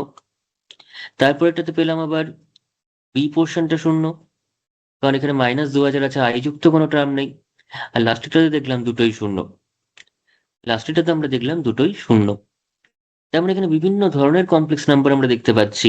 বিভিন্ন ধরনের কিন্তু কমপ্লেক্স নাম্বার নিয়ে এখানে আমরা আলোচনা করতে পারছি। যেমন প্রথম দুটোর ক্ষেত্রে যদি আমি ভাবি, প্রথম দুটো সেখানে রিয়েল পার্ট ইমাজিনারি পার্ট দুটোই আছে, কিন্তু লাস্টে এই যে থার্ড এবং ফোর্থ, এই থার্ডের ক্ষেত্রে আমরা দেখতে পাচ্ছি এটা 0, অর্থাৎ রিয়েল পার্টটা 0, এবং পরেরটাতে আমরা দেখতে পাচ্ছি বিটা 0, অর্থাৎ ইমাজিনারি পার্ট অফ জেডটা 0, অবাস্তব অংশটা 0। যখন আমরা দেখব যখন আমরা দেখবো যে বাস্তব অংশ 0, মানে শুধুমাত্র অবাস্তব অংশটুকুই পড়ে রয়েছে, যেমন 5i, এখানে কোনো বাস্তব পার্ট বা রিয়েল পার্ট নেই কমপ্লেক্স নাম্বারটার মধ্যে, তখন আমরা সেটাকে বলবো পিওরলি ইমাজিনারি নাম্বার। সেখানে কোনো অবাস্তব অংশ নেই, মানে বাস্তব অংশ বা রিয়েল পার্ট নেই, শুধুমাত্রই ইমাজিনারি পার্ট রয়েছে, অর্থাৎ পিওরলি ইমাজিনারি পার্ট রয়েছে, সেখানে কোনো রিয়েল পার্ট তার মধ্যে মিশে নেই, তার সঙ্গে অ্যাডিশনে নেই। তখন সেটাকে আমরা বলি পিওরলি ইমাজিনারি নাম্বার। কি বলি? Purely imaginary number.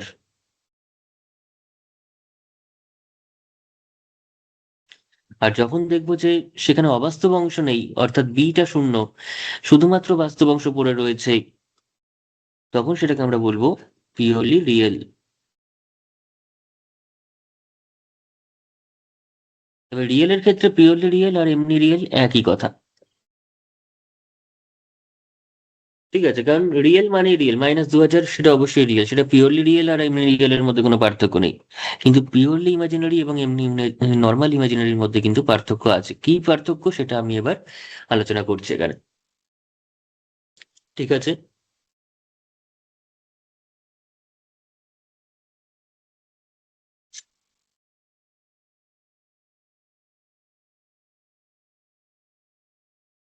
তাহলে এবার আমরা যেটা নিয়ে বলছি সেটা হচ্ছে পিওরলি রিয়েল নাম্বার।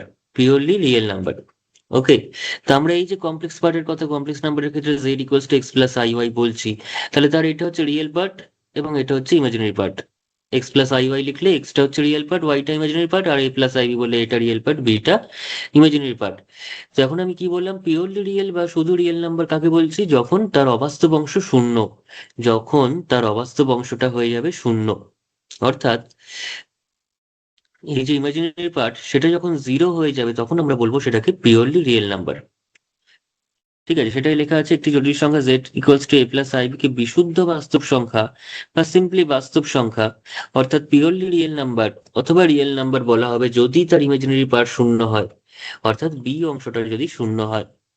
ঠিক আছে, বি পোর্শন যদি 0 হয়, তখন সেটাকে আমরা পিওরলি রিয়েল বলতে পারবো।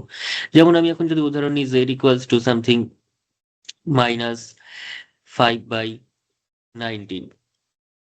ঠিক আছে, তো সেক্ষেত্রে আমরা বলতেই পারি -5/19 প্লাস i×0 হয়েছে, কারণ এখানে আমাদের আই পোর্শনটা নেই, মানে সেটা আই এর কোএফিসিয়েন্ট 0 বলেই নেই। তার মানে সেটাকে আমি যদি a+ib সঙ্গে এখন তুলনা করি, তাহলে এটা হয়ে যাচ্ছে কত, এটা হয়ে যাচ্ছে -5/19, যেটা কিনা আমাদের কাছে রিয়েল পার্ট।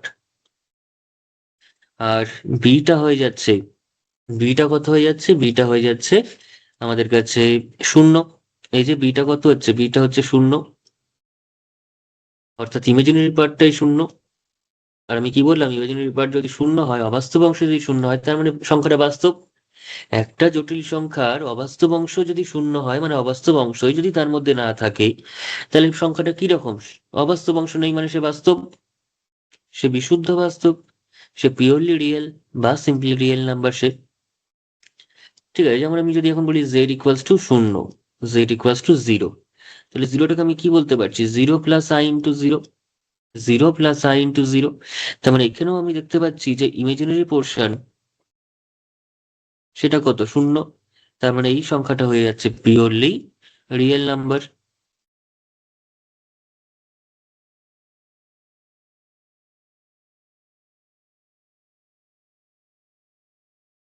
তাহলে এই হচ্ছে পিওরলি রিয়েল নাম্বারের কনসেপ্ট।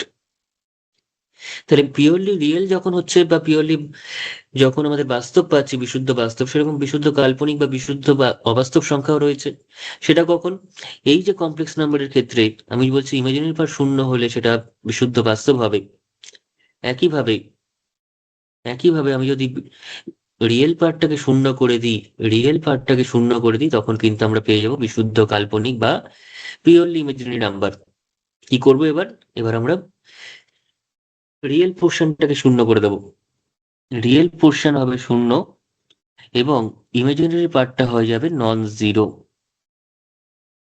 ইমাজিনারি পার্ট হয়ে যাবে নন জিরো। ঠিক আছে, রিয়েল পার্ট হয়ে যাবে শূন্য, ইমাজিনারি পার্ট হয়ে যাবে নন জিরো। তখন আমরা বলবো যে সেটা হচ্ছে একটা ইমাজিনারি নাম্বার, কিন্তু বিশুদ্ধ। বিশুদ্ধ কেন? কারণ রিয়েল পার্ট শূন্য। আর ইমাজিনারি কেন? কারণ ইমাজিনারি পার্ট তার শূন্য নয়, ইমাজিনারি অংশ কিছু একটা রয়েছে, তাই সে ইমাজিনারি বা কাল্পনিক। তার কিছু একটা কাল্পনিক অংশ রয়েছে, তাই সে কাল্পনিক। আর যেহেতু তার রিয়েল অংশ নেই, তাই সে পুরোপুরি কাল্পনিক, অর্থাৎ বিশুদ্ধ কাল্পনিক। ঠিক আছে, একটা সংখ্যাকে আমরা কাল্পনিক তখনই বলতে পারবো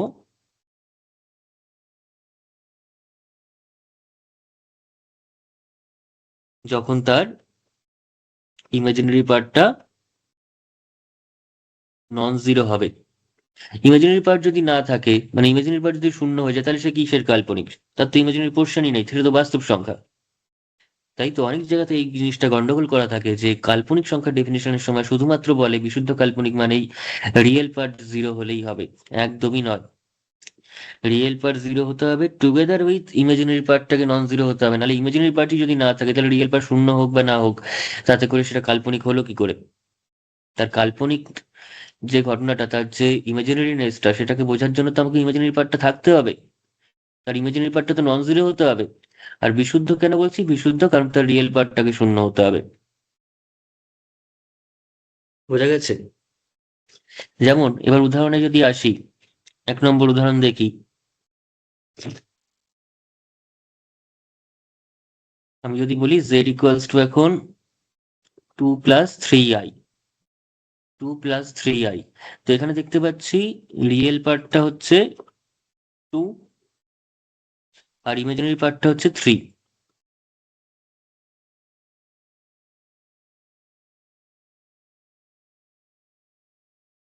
ইমাজিনারি পার্ট হচ্ছে 3, তাই তো, যেটা আয়ের কোএফিসিয়েন্ট।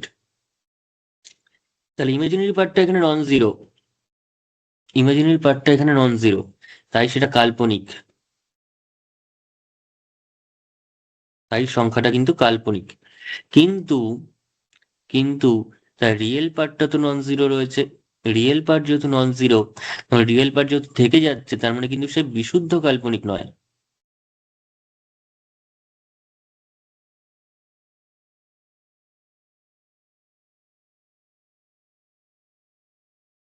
কাল্পনিক বিকজ ইমাজিনারি পার্ট আছে, কিন্তু বিশুদ্ধ কাল্পনিক নয় বিকজ তার রিয়েল পার্টও রয়েছে।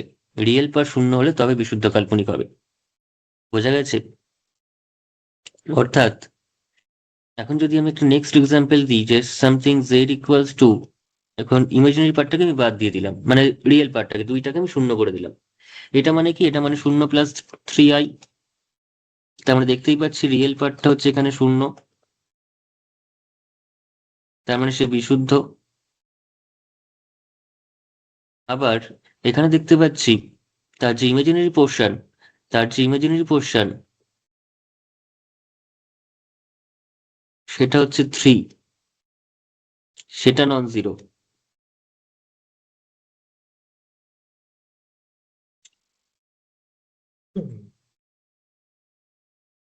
তার মানে কাল্পনিক সংখ্যা। আবার রিয়েল পার্ট জিরো মানে বিশুদ্ধ কাল্পনিক সংখ্যা। তাহলে দেওয়ার পর এটা কিন্তু বিশুদ্ধ কাল্পনিক।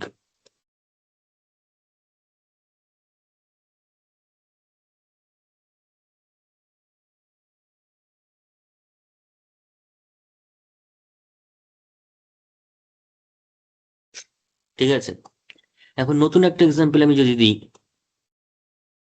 তার মানে জেড ইকুয়ালস টু, যদি আমি শূন্য বলি, তার মানে সেটা জিরো প্লাস জিরো আই, শূন্য মানে, তার মানে তার রিয়েল পার্ট সেটাও শূন্য, তার যে রিয়েল পোর্শন সেটাও শূন্য, আবার তার যে ইমাজিনারি পোর্শন সেটাও শূন্য।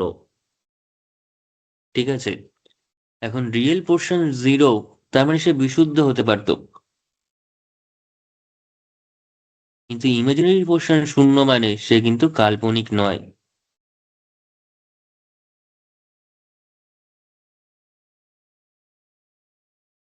ঠিক আছে, ইমাজিনারি পোর্শন শূন্য মানে কিন্তু সে কাল্পনিক নয় বা অবাস্তব নয়।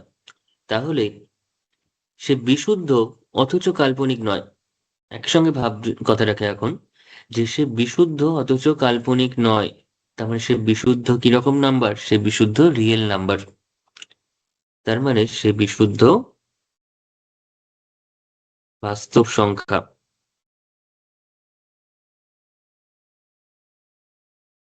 বা পিওরলি রিয়েল নাম্বার, বা যেটাকে আমরা সংক্ষেপে অবশ্যই বলতে পারি যে বাস্তব সংখ্যা।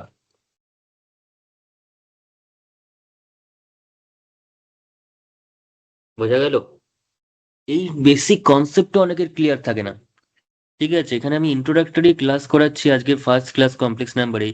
এই ধরনের ইন্ট্রোডাক্টরি ক্লাস আর কেউ কোথাও করেছে কিনা আমার জানা নেই। আমি গ্যারান্টি দিয়ে বলতে পারি, 100% গ্যারান্টি, কেন 1000% গ্যারান্টি দিয়ে বলতে পারি, এই ধরনের ইন্ট্রোডাক্টরি একটা ক্লাস কমপ্লেক্স নাম্বারের পুরো আদি নক্ষত্র নিয়ে আলোচনা, এই জিনিস কিন্তু আর কোথাও হয়নি। ঠিক আছে, তাই মন দিয়ে প্রত্যেকটা কনসেপ্ট, প্রত্যেকটা যা আমি ফরম্যাট গুলো দেখাচ্ছি, প্রত্যেকটা জিনিস তোমরা মন দিয়ে দেখো, মন দিয়ে মাথায় একদম পুরো বসিয়ে নাও, সেইভাবে জিনিসগুলোকে ভিজুয়ালাইজ করো। তোমাদের কনসেপ্ট একদম জলের মতো ক্লিয়ার থাকবে এবং প্রবলেম সলভিং এর ক্ষেত্রে তোমাদের অনেক অনেক অনেক বেশি কিন্তু সুবিধা হবে। তাহলে তোমার প্রবলেম গুলোকে যদি ভিজুয়ালাইজ না করতে পারে, তার অ্যান্সারটা কি করে তোমরা মাথায় আনবে? আর প্রবলেম ভিজুয়ালাইজ তখনই মানুষ একটা করতে পারে যখন তার কনসেপ্ট একদম জলের মতো পরিষ্কার থাকে, সেখানে কোনো অ্যাম্বিগুইটি থাকে না, সেখানে কোনো কনফিউশন থাকে না, সেখানে কোনো দ্বিধাদ্বন্দ্ব থাকে না যে কোন জিনিস অ্যাপ্লাই করবো, এটা কি এরকম হয় না ওটা ওরকম হয়, সেরকম কিছু থাকে না। তখনই কিন্তু সে একদম প্রবলেম সলভ করার জন্য নিজেকে, পুরো জিনিসটা, তার ব্রেনটাকে ভালোভাবে কাজে লাগাতে পারে। ঠিক আছে, নাহলে যেটা তুমি কাজে লাগাতে চাইছো যে ব্রেনটা, তার মধ্যেই যদি কোনো কনফিউশন থাকে একটা কনসেপ্টকে নিয়ে, একটা ডেফিনিশনকে নিয়ে, একটা ফর্মুলাকে নিয়ে, তখন তো সেক্ষেত্রে সেটা কাজে লাগাতেও তোমাদের 10 বার ভাবতে হবে যে আদৌ এটা লাগবে কি লাগবে না। তাই তো? তো তার জন্য ক্লাস করতে হলে, যদি ক্লাস করা মানে কিন্তু তোমাদের, সে তার জন্য আলাদা করে টাইম দিতে হচ্ছে, কিন্তু সেই যে টাইমটা তোমরা দেবে, সেই টাইমটা এমন জায়গাতেই দেওয়ার চেষ্টা করো যে জিনিসটা, টাইমটা দিলে তোমাদের ফ্রুটফুল হবে বা ফলপ্রসূ হবে। ঠিক আছে, শুধুমাত্র বাতেলা শুনে বা গল্প শুনে কিন্তু তোমাদের আলটিমেটলি পরীক্ষার হলে গিয়ে কোনো লাভ হবে না। ঠিক আছে, তখনই উপলব্ধি করতে পারবে যে যে টাইমটা তোমরা বাতেলা শুনতে নষ্ট করেছো, সেই টাইমটা কিন্তু শুধুমাত্রই নষ্টই হয়েছে, কোনো কাজে আসছে না পরীক্ষার সময়। তাই অবশ্যই পরীক্ষার সময় যে টাইমটা তোমরা প্রিপারেশনে দেবে, সেটা যদি কাজে লাগাতে চাও, তাহলে অবশ্যই এই ধরনের ভিডিও প্রত্যেকটা সাবজেক্টে, আমি শুধুমাত্র অঙ্কের জন্য বলছি না, যে যে সাবজেক্ট তোমাদের রয়েছে প্রতি কটা সাবজেক্টে কিন্তু এই ধরনের ভিডিওই তোমাদের ফলো করতে হবে। ঠিক আছে, কারণ তোমরা কিন্তু আর নিচু ক্লাসে নেই, এরপর তোমরা কম্পিটিটিভ এক্সাম গুলো দেবে, জয়েন্ট দেবে, বা যে যেরকমই পরীক্ষা দিক না কেন, তারা বোর্ডের এমসিকিউ পরীক্ষা দেবে, বা তারপরে পরবর্তী সেমে ব্রড কোশ্চেনের পরীক্ষা দেবে, নিট দেবে অনেকে, অনেকে আরো অনেক অন্যান্য কম্পিটিটিভ এক্সামও দেবে। তো সেক্ষেত্রে তাদের প্রিপারেশনে যদি কোনো রকম খামতি থাকে, কোনো রকম সেখানে খামতি থাকে, তো সেক্ষেত্রে আমাদের কিন্তু কখনোই ভালো রেজাল্ট বা ভালো র্যাঙ্ক আশা করা সম্ভব হবে না। ঠিক আছে, আর সেই খামতিটা কিন্তু পূরণ করার দায়িত্ব একটা টিচারেরই, এবং সেটা আমি প্রাণপণ চেষ্টা করছি এবং করব। কিন্তু তার জন্য তোমাদেরও কিন্তু আমাকে সাথ দিতে হবে, আমাদের ভিডিও নিয়মিত ফলো করতে হবে, বন্ধুদের সঙ্গে অবশ্যই শেয়ার করতে হবে, সাবস্ক্রাইব করতে হবে চ্যানেলটা, এবং প্রতিটা ভিডিও যেভাবে যা করাচ্ছি, যেভাবে যা আমি বোর্ডে লিখছি, সেভাবে তোমাদের খাতায় নোট ডাউন করে রাখতে হবে। খাতাটাকে একদম কম্প্যাক্ট এরকম সহায়িকার মতো বানিয়ে ফেলতে হবে, যে পরীক্ষার আগে শুধুমাত্র খাতাটুকু দেখে যাব, তাহলেই আমাদের কাজ মিটে যাবে, এবং সেইভাবেই তোমাদের পড়ানো হবে, সেভাবেই তোমাদের খাতাগুলোকে রেডি করে দেওয়া হবে। ঠিক আছে? আর আদার্স কোনো কিছু না পড়লেও তোমরা অনেক ভালো, বেশি ভালো র্যাঙ্ক করে আসতে পারবে। ঠিক আছে? সেটা কনসেপ্টের দিক থেকে হোক, এবং তোমাদের প্রবলেম সলভিং এর দিক থেকে হোক, সমস্ত দিক থেকে তোমাদের খাতাটা অনেক অনেক বেশি সমৃদ্ধ হবে যারা আমাদের ক্লাসটা নিয়মিত ফলো করে যাবে। এবং অঙ্কে এইরকম একটা ক্লাস ফলো করার পর, এই ধরনের ক্লাস ফলো করার পর আর দ্বিতীয় কিছু লাগে বলে তো আমার মনে হয় না।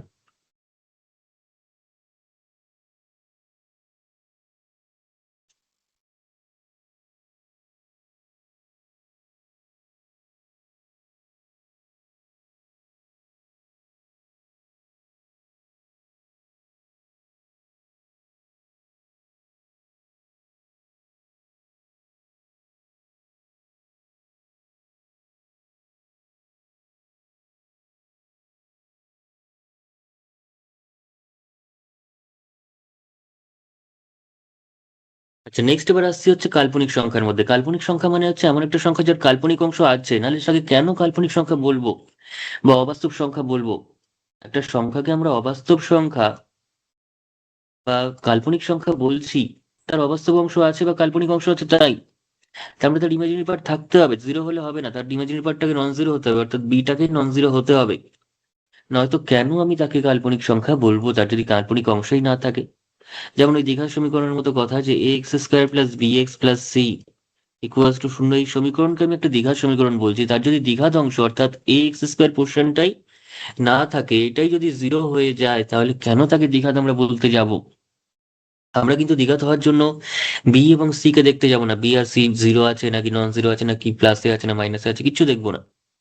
দেখবো হচ্ছে দ্বিঘাত কার জন্য হচ্ছে, এক্স স্কোয়ার যুক্ত টার্মের জন্য হচ্ছে। তাহলে এক্স স্কোয়ার যুক্ত টার্মটা কি ইকুয়েশনের মধ্যে আছে? অবশ্যই আছে। তো এবং সেটা থাকার জন্য কি হতে হবে, এটাকে কিন্তু নন জিরো হতে হবে। সেরকমই এই একটা সংখ্যাকে অবাস্তব সংখ্যা বা কাল্পনিক সংখ্যা বা ইমাজিনারি নাম্বার বলছি কেন, কারণ তার কাল্পনিক অংশ থাকতে হবে তার জন্য। তাই তো? তার কাল্পনিক অংশ কিন্তু থাকতে হবে, এবং কাল্পনিক অংশ থাকা মানে কিন্তু সেটা কাল্পনিক অংশটা বা ইমাজিনারি পার্টটা জিরো হলে হবে না। ইমাজিনারি পার্টটাকে স্ট্রিক্টলি নন জিরো হতে হবে, সেটাকে নট ইকুয়ালস টু জিরো হতে হবে, অর্থাৎ বি পোর্শনটা নন জিরো হতে হবে। ঠিক আছে? তার মানে এই যে আমাদের কাল্পনিক অংশের কমপ্লেক্স নাম্বারের যে কনসেপ্ট, সেখানে কিন্তু শুধুমাত্র কাল্পনিক নাম্বার তখনই আমি বলতে পারবো যদি ইমাজিনারি পার্টটা নন জিরো হয়, আর কিচ্ছু দরকার নেই। আর কিচ্ছু দরকার নেই। রিয়েল পার্টটা জিরো হোক না হোক তা নিয়ে আমাদের কোনো অসুবিধা নেই। ঠিক আছে? রিয়েল পার্টটা জিরো হলেও হবে, আবার রিয়েল পার্টটা নন জিরো হলেও হবে। ঠিক আছে?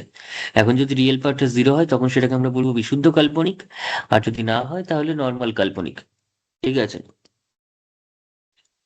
তাহলে এখানে আমরা যেমন উদাহরণের ক্ষেত্রে যদি আসি, Z equals two 5 plus 9i বা 5 মাইনাস 9i, তো সেটাকে যদি আমি এ প্লাস আইবি বলি, তাহলে এটা কত এখানে, বা রিয়েল পার্ট অফ জেড সেটা কত, সেটা হচ্ছে এ, এবং সেটা কত এখানে, সেটা হচ্ছে 5।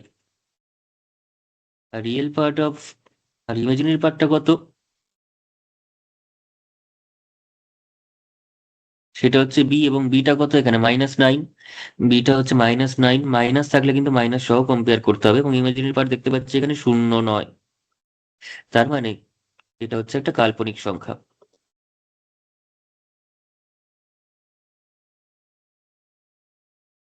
তবে এটাকে বিশুদ্ধ বলতে পারবো না, কারণ রিয়েল পার্ট এখানে জিরো আছে, জিরো হচ্ছে না।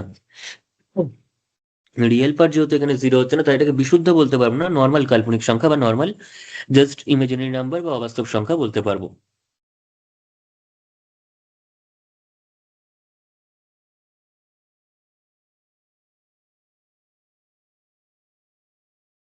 ঠিক আছে? কিন্তু যদি আমি এখন পরবর্তী এক্সাম্পলে আসি, নেক্সট এক্সাম্পল যদি আমি এখন বলি যে Z equals to Z equals two 5 - 9i, তার পরিবর্তে আমি -9i বলছি।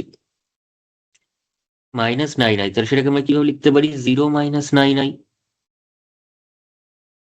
তার মানে এখানে রিয়েল পার্টটা কত? তাহলে এখানে রিয়েল পার্ট কত হচ্ছে?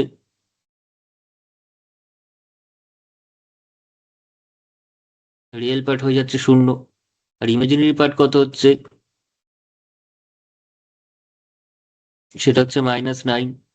আমরা আগেই বলেছি রিয়েল পার্টটা 0 হচ্ছে কি না 0 হচ্ছে আমরা দেখতে যাবোই না, শুধুমাত্র ইমাজিনারির ক্ষেত্রে। রিয়েল পার্টটা 0 হচ্ছে কিনা সেটা দেখতে যাব আমরা বিশুদ্ধ কাল্পনিক বা বিশুদ্ধ অবাস্তব সংখ্যা বা পিওরলি ইমাজিনারি নাম্বারের ক্ষেত্রে। শুধু ইমাজিনারি নাম্বারের ক্ষেত্রে আমরা শুধুমাত্র দেখবো যে ইমাজিনারি পার্টটা নন জিরো কিনা। তো এখানে -9 অবভিয়াসলি নন জিরো, তার মানে এটা কিন্তু একটা কাল্পনিক সংখ্যা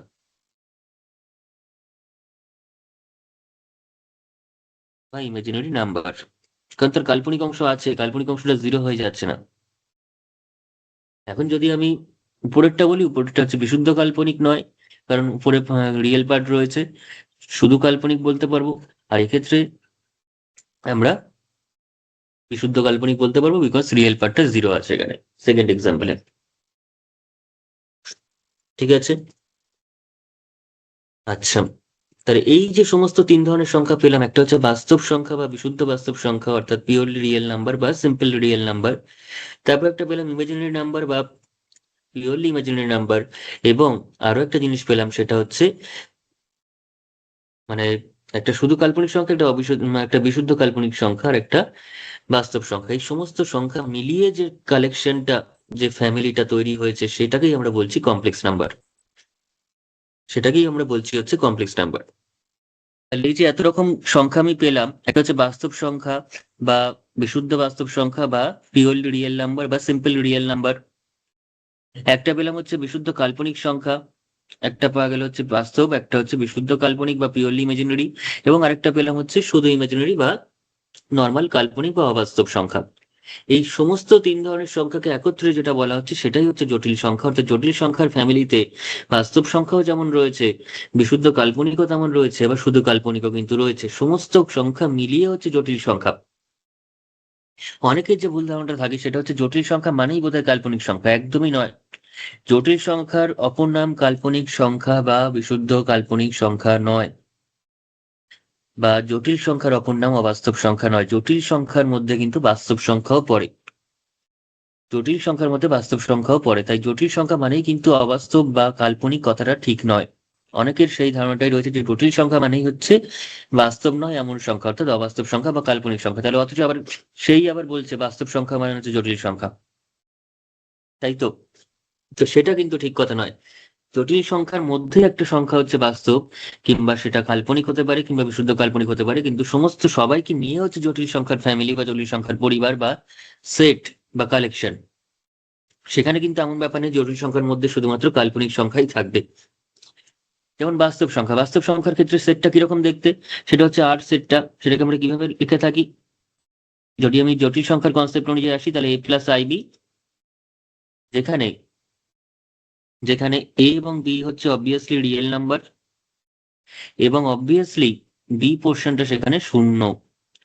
বি পোর্শনটা শূন্য, আমি ইচ্ছা করে জেনারেল ফর্মে লিখাচ্ছি জিনিসটাকে, এবং বি পোর্শনটা কিন্তু সেখানে শূন্য হবে, অর্থাৎ ইমাজিনারি পার্ট শূন্য হবে, তবে গিয়ে তো বাস্তব অংশটা থাকবে।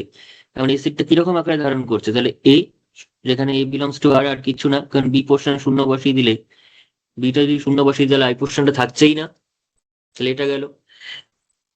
এটা আমাদের কাছে থাকলো হচ্ছে বিশুদ্ধ বাস্তব সংখ্যা বা শুধু বাস্তব সংখ্যার ক্ষেত্রে কনসেপ্ট। আর বিশুদ্ধ অবাস্তব সংখ্যার ক্ষেত্রে কি হবে, বা বিশুদ্ধ মানে কাল্পনিকের ক্ষেত্রে, সেটা আমরা পাবো হচ্ছে সেই সেটটা কিরকম দেখতে হবে, a+ib হবে, কিন্তু যেহেতু বিশুদ্ধ বলছি তার মানে এটাকে শূন্য করতে হবে, এ বি দুজনের রিয়েল নাম্বার হবে, এবং কিছু স্পেসিফিক ভ্যালু, যেমন এইটা হবে হচ্ছে শূন্য বিকজ বিশুদ্ধ, এবং যেহেতু কাল্পনিক তার মানে beta non zero. Beta non zero তার মানে ওভারঅল সেটটাকে আমরা বলতেই পারি যে এটা যেহেতু শূন্য, তাহলে এটাকে শূন্য বসিয়ে দিলে কত আসছে, জাস্ট আইবি, যেখানে বিটা হচ্ছে রিয়েল নাম্বার যে কোনো, এবং বিটা অবভিয়াসলি নন জিরো। ঠিক আছে, নন জিরো রিয়েল নাম্বার ব্যাপারটাকে আমরা চাইলে এরকম ভাবে বলতেই পারি, যাদের সেটের কনসেপ্ট একদম ক্লিয়ার হয়েছে তারা কিন্তু এই নোটেশনে বলতে পারি যে বিটা কিরকম, অশূন্য রিয়েল নাম্বার, অর্থাৎ B belongs to R minus zero. সমস্ত রিয়েল নাম্বার হতে পারে, শুধুমাত্র জিরো হবে না। জিরোটাকে বাদ দিয়ে দিলাম রিয়েল থেকে। ঠিক আছে, এই সেটটা হচ্ছে আমাদের কাছে মূলত বিশুদ্ধ কাল্পনিক সংখ্যার সেট। আর শুধু কাল্পনিক সংখ্যার ক্ষেত্রে কি হবে, শুধু কাল্পনিকের ক্ষেত্রে কিন্তু রিয়েল নাম্বারের উপর কোনো, রিয়েল পার্টের উপর কোনো কনক্লুশন করা নেই, কোনো রেস্ট্রিকশন নেই। সেটা রিয়েল পার্ট জিরো হতে পারে, নন জিরো হতে পারে, পজিটিভ হতে পারে, নেগেটিভ হতে পারে, যা খুশি হতে পারে। ঠিক আছে, কিন্তু কাল্পনিক সংখ্যার ক্ষেত্রে শুধুমাত্র যেটা স্ট্রিক্টলি বলা হয়েছে সেটা কাল্পনিক অংশটা নন জিরো হবে। অর্থাৎ অর্থাৎ এ প্লাস আই বি থাকলো, কিন্তু সেখানে এ এবং বি দুজনেই রিয়েল নাম্বার, একদম জেনারেল ফর্মে লিখছি, together with B not equals to zero. B কিন্তু জিরো হলে হবে না, বি জিরো হলে হবে না। বাকি এটা জিরো হতেও পারে আবার নাও হতে পারে, তাই এ নিয়ে কিন্তু কোনো আমি এখানে সেকেন্ড ব্র্যাকেটের মধ্যে কিছু কন্ডিশন অ্যাপ্লাই করিনি, কোনো রেস্ট্রিকশন এখানে ক্রিয়েট করিনি। ঠিক আছে, হুম। তাহলে এই তিন ধরনের সেটের যে কালেকশন সেটা মিলিয়ে হচ্ছে আমাদের কাছে জটিল সংখ্যা বা কমপ্লেক্স নাম্বার তৈরি হচ্ছে। অর্থাৎ প্রথমটাতে বাস্তব সংখ্যার ক্ষেত্রে আমাদের বিটাকে জিরো হতে হবে, বিশুদ্ধ কাল্পনিকের ক্ষেত্রে আমাকে বিটাকে নন জিরো হতে হবে এবং এটাকে জিরো হতে হবে। আর শুধু কাল্পনিকের ক্ষেত্রে বিটা নন জিরো হলেই হবে, এটা জিরো বা নন জিরো যা খুশি হতে পারে। আর জটিল সংখ্যার ক্ষেত্রে তিন রকম সেটই, মানে তিন রকম সেটের যে ইউনিয়ন সেটাই হচ্ছে জটিল সংখ্যার সেট। অর্থাৎ তিন রকম সংখ্যাই জটিল সংখ্যার সেটে থাকতে পারবে, অর্থাৎ সেখানে কারোর উপরই কোনো রেস্ট্রিকশন নেই, সেটা শুধুমাত্র এ প্লাস আইবি, যেখানে এ আর বি হচ্ছে বাস্তব সংখ্যা। অর্থাৎ সেখানে কোনো রেস্ট্রিকশনই থাকলো না, সেখানে কোনো রেস্ট্রিকশনই থাকলো না। ঠিক আছে, কারণ সেখানে এটাও জিরো হতে পারে, নন জিরো হতে পারে, বিটাও জিরো হতে পারে, নন জিরো হতে পারে, দুটো এট এ টাইম এ এবং বি দুজনেই একসঙ্গে নন জিরো হতে পারে, দুজনেই একসঙ্গে জিরো হতে পারে, সবকিছু চলতে পারে। সেটাই হচ্ছে জটিল সংখ্যা। ঠিক আছে, যেমন এখানে যদি আমি এখন এটা শূন্য করে দিই এবং বিটাকে নন জিরো রাখি, তাহলে আমরা পেয়ে যাবো বিশুদ্ধ কাল্পনিক। যদি আমি এখন এটাকে জিরো বিটাকে যদি নন জিরো রাখি শুধুমাত্র, তাহলে আমরা পেয়ে যাবো শুধু কাল্পনিক, কারণ কাল্পনিকের ক্ষেত্রে বিটা নন জিরো হয়।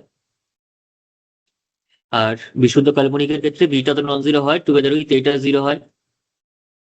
আর যদি আমি এখন বিটাকেই জিরো করে দিই, তখন আমরা পেয়ে যাবো বাস্তব সংখ্যা। ঠিক আছে, এই সমস্ত ধরনের কালেকশনটাই হচ্ছে আমাদের কাছে কমপ্লেক্স নাম্বার বা জটিল সংখ্যা। এবং এই জটিল সংখ্যার যে সেট, এই যে সমস্ত জটিল সংখ্যার যে সেট, সেটাকে আমাদের লেখা হয় সি দিয়ে। কি দিয়ে প্রকাশ করা হয়, যেমন ন্যাচারাল নাম্বারের সেটকে আমাদের বোল্ড করে এন লিখি, কিংবা ইন্টিজারের সেটকে আমরা বোল্ড করে জেড লিখি বা ডবল স্ট্যান্ডার্ড জেড লিখি। তারপর আমাদের রেশনাল নাম্বারকে যেমন এরকম ভাবে লিখি, রিয়েল নাম্বারকে যেমন আমরা এরকম ভাবে লিখি, সেরকম কমপ্লেক্স নাম্বার বা সেট অফ অল কমপ্লেক্স নাম্বারকে আমরা এরকম সি লিখি।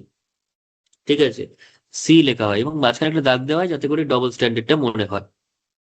এখন আমরা টাইপ করলে বা প্রিন্ট করলে যেরকম ভাবে বেরোবে, সেটা তো আমরা খাতায় লিখতে পারবো না, তাই খাতায় আমাদের এরকম ভাবে সি দিয়ে লেখা হয়। ঠিক আছে, তাহলে কিভাবে প্রকাশ করা হচ্ছে, সি অক্ষর দ্বারা। এবং সি সেটটা তার মানে কি, সেখানে সমস্ত জেড থাকছে equals to A plus I B ফর্মের,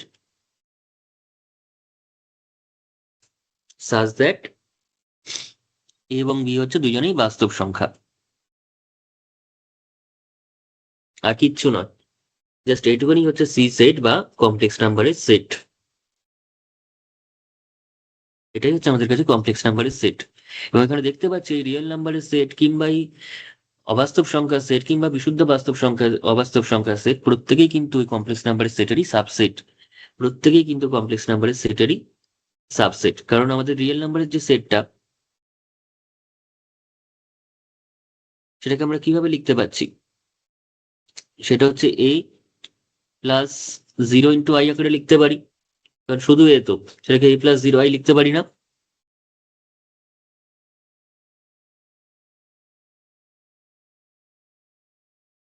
তার মানে সেটা কমপ্লেক্স নাম্বারের সেটের মতোই দেখতে হয়ে যাচ্ছে, তার মানে সেটা কিন্তু কমপ্লেক্স নাম্বার সেটেরই সাবসেট।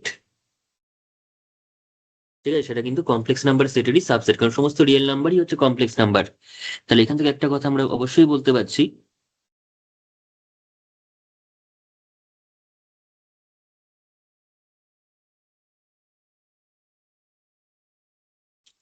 মানে সকল বাস্তব সংখ্যাই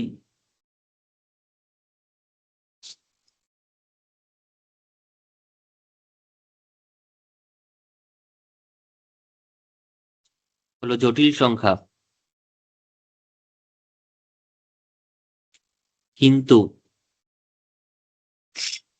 কিন্তু সমস্ত জটিল সংখ্যা কিন্তু বাস্তব সংখ্যা নয়।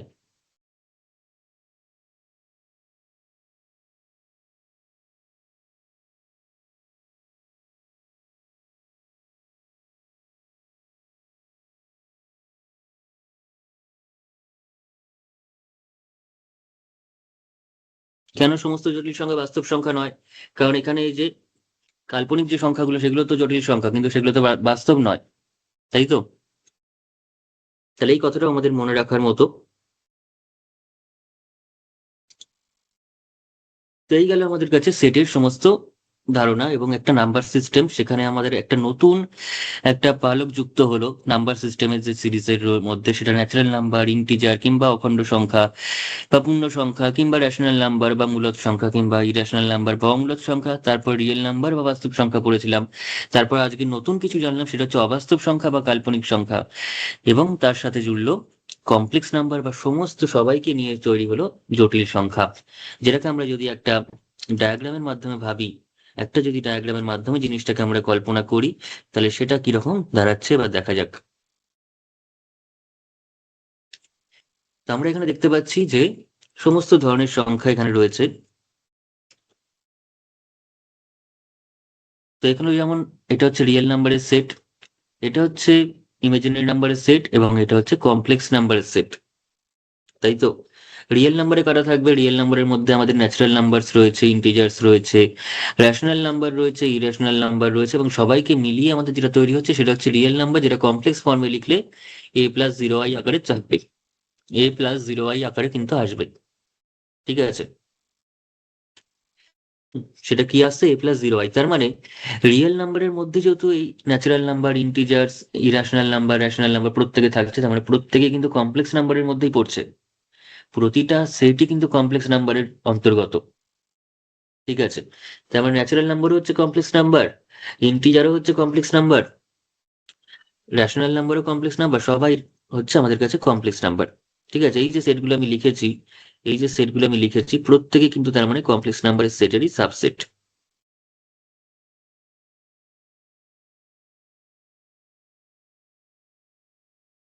কারণ এই যে যেমন ধরি আমি বলি এনটা, এন, এন সেটটা তো আর এর সাবসেট। আর এন যদি আর এর সাবসেট হয়, আর তো আবার সি এর সাবসেট, তার মানে ওভারঅল আমি বলতে পারি কি এখান থেকে, এনটাই হচ্ছে সি এর সাবসেট। বোঝা গেছে? আর সিটা তো নিজেই সি, সেটার সাবসেট হতে যাবে কেন, সমানই একদম। বোঝা গেল? আচ্ছা,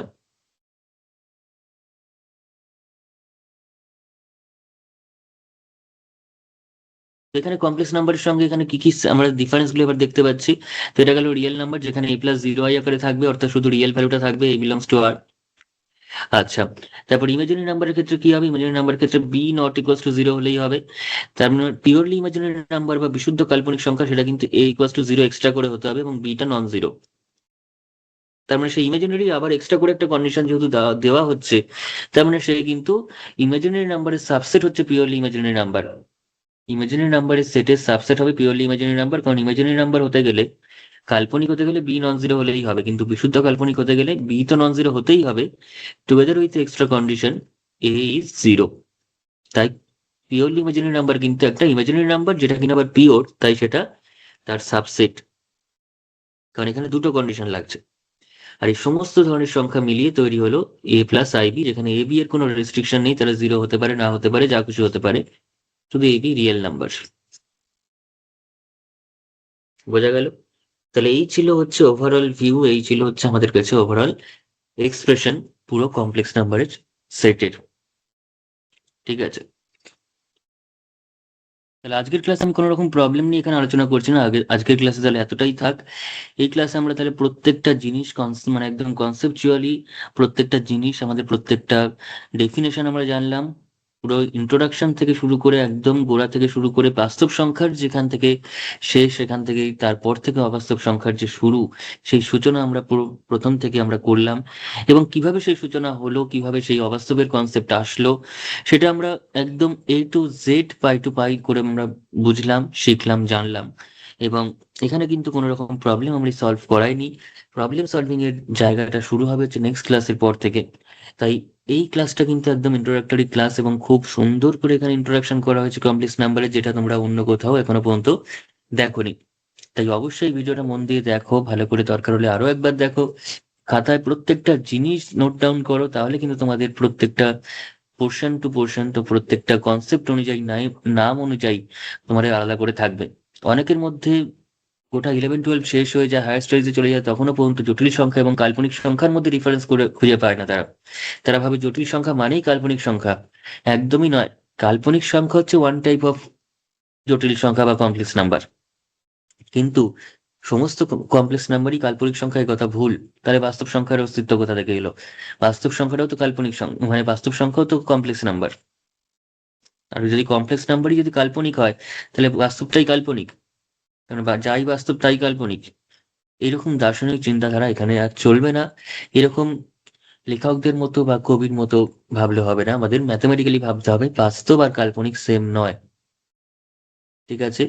তাহলে আজকের ক্লাসে আমরা এতক্ষণ ধরে এটাই শিখলাম যে সমস্ত কিছুর অর্থ করে যে বাস্তব এবং কল্পনা দুটো ভিন্ন জগৎ। ঠিক আছে? তো এই হচ্ছে আমাদের কাছে এখানে ব্যাপার। তো আজকের ক্লাসে আর বেশি এগোচ্ছি না, আজকে এতটাই থাক, কারণ এই জিনিসগুলো তোমাদের মন দিয়ে আগে বুঝতে হবে, তারপর তোমরা নেক্সট ক্লাসে যেতে পারবে। ঠিক আছে? তাহলে ভালো করে ভিডিওটা দেখতে থাকো, খাতায় নোট ডাউন করতে থাকো, জিনিসগুলোকে আবার ভিজুয়ালাইজ করতে থাকো, এবং ততক্ষণের জন্য চলো টাটা, দেখা হচ্ছে নেক্সট ক্লাসে।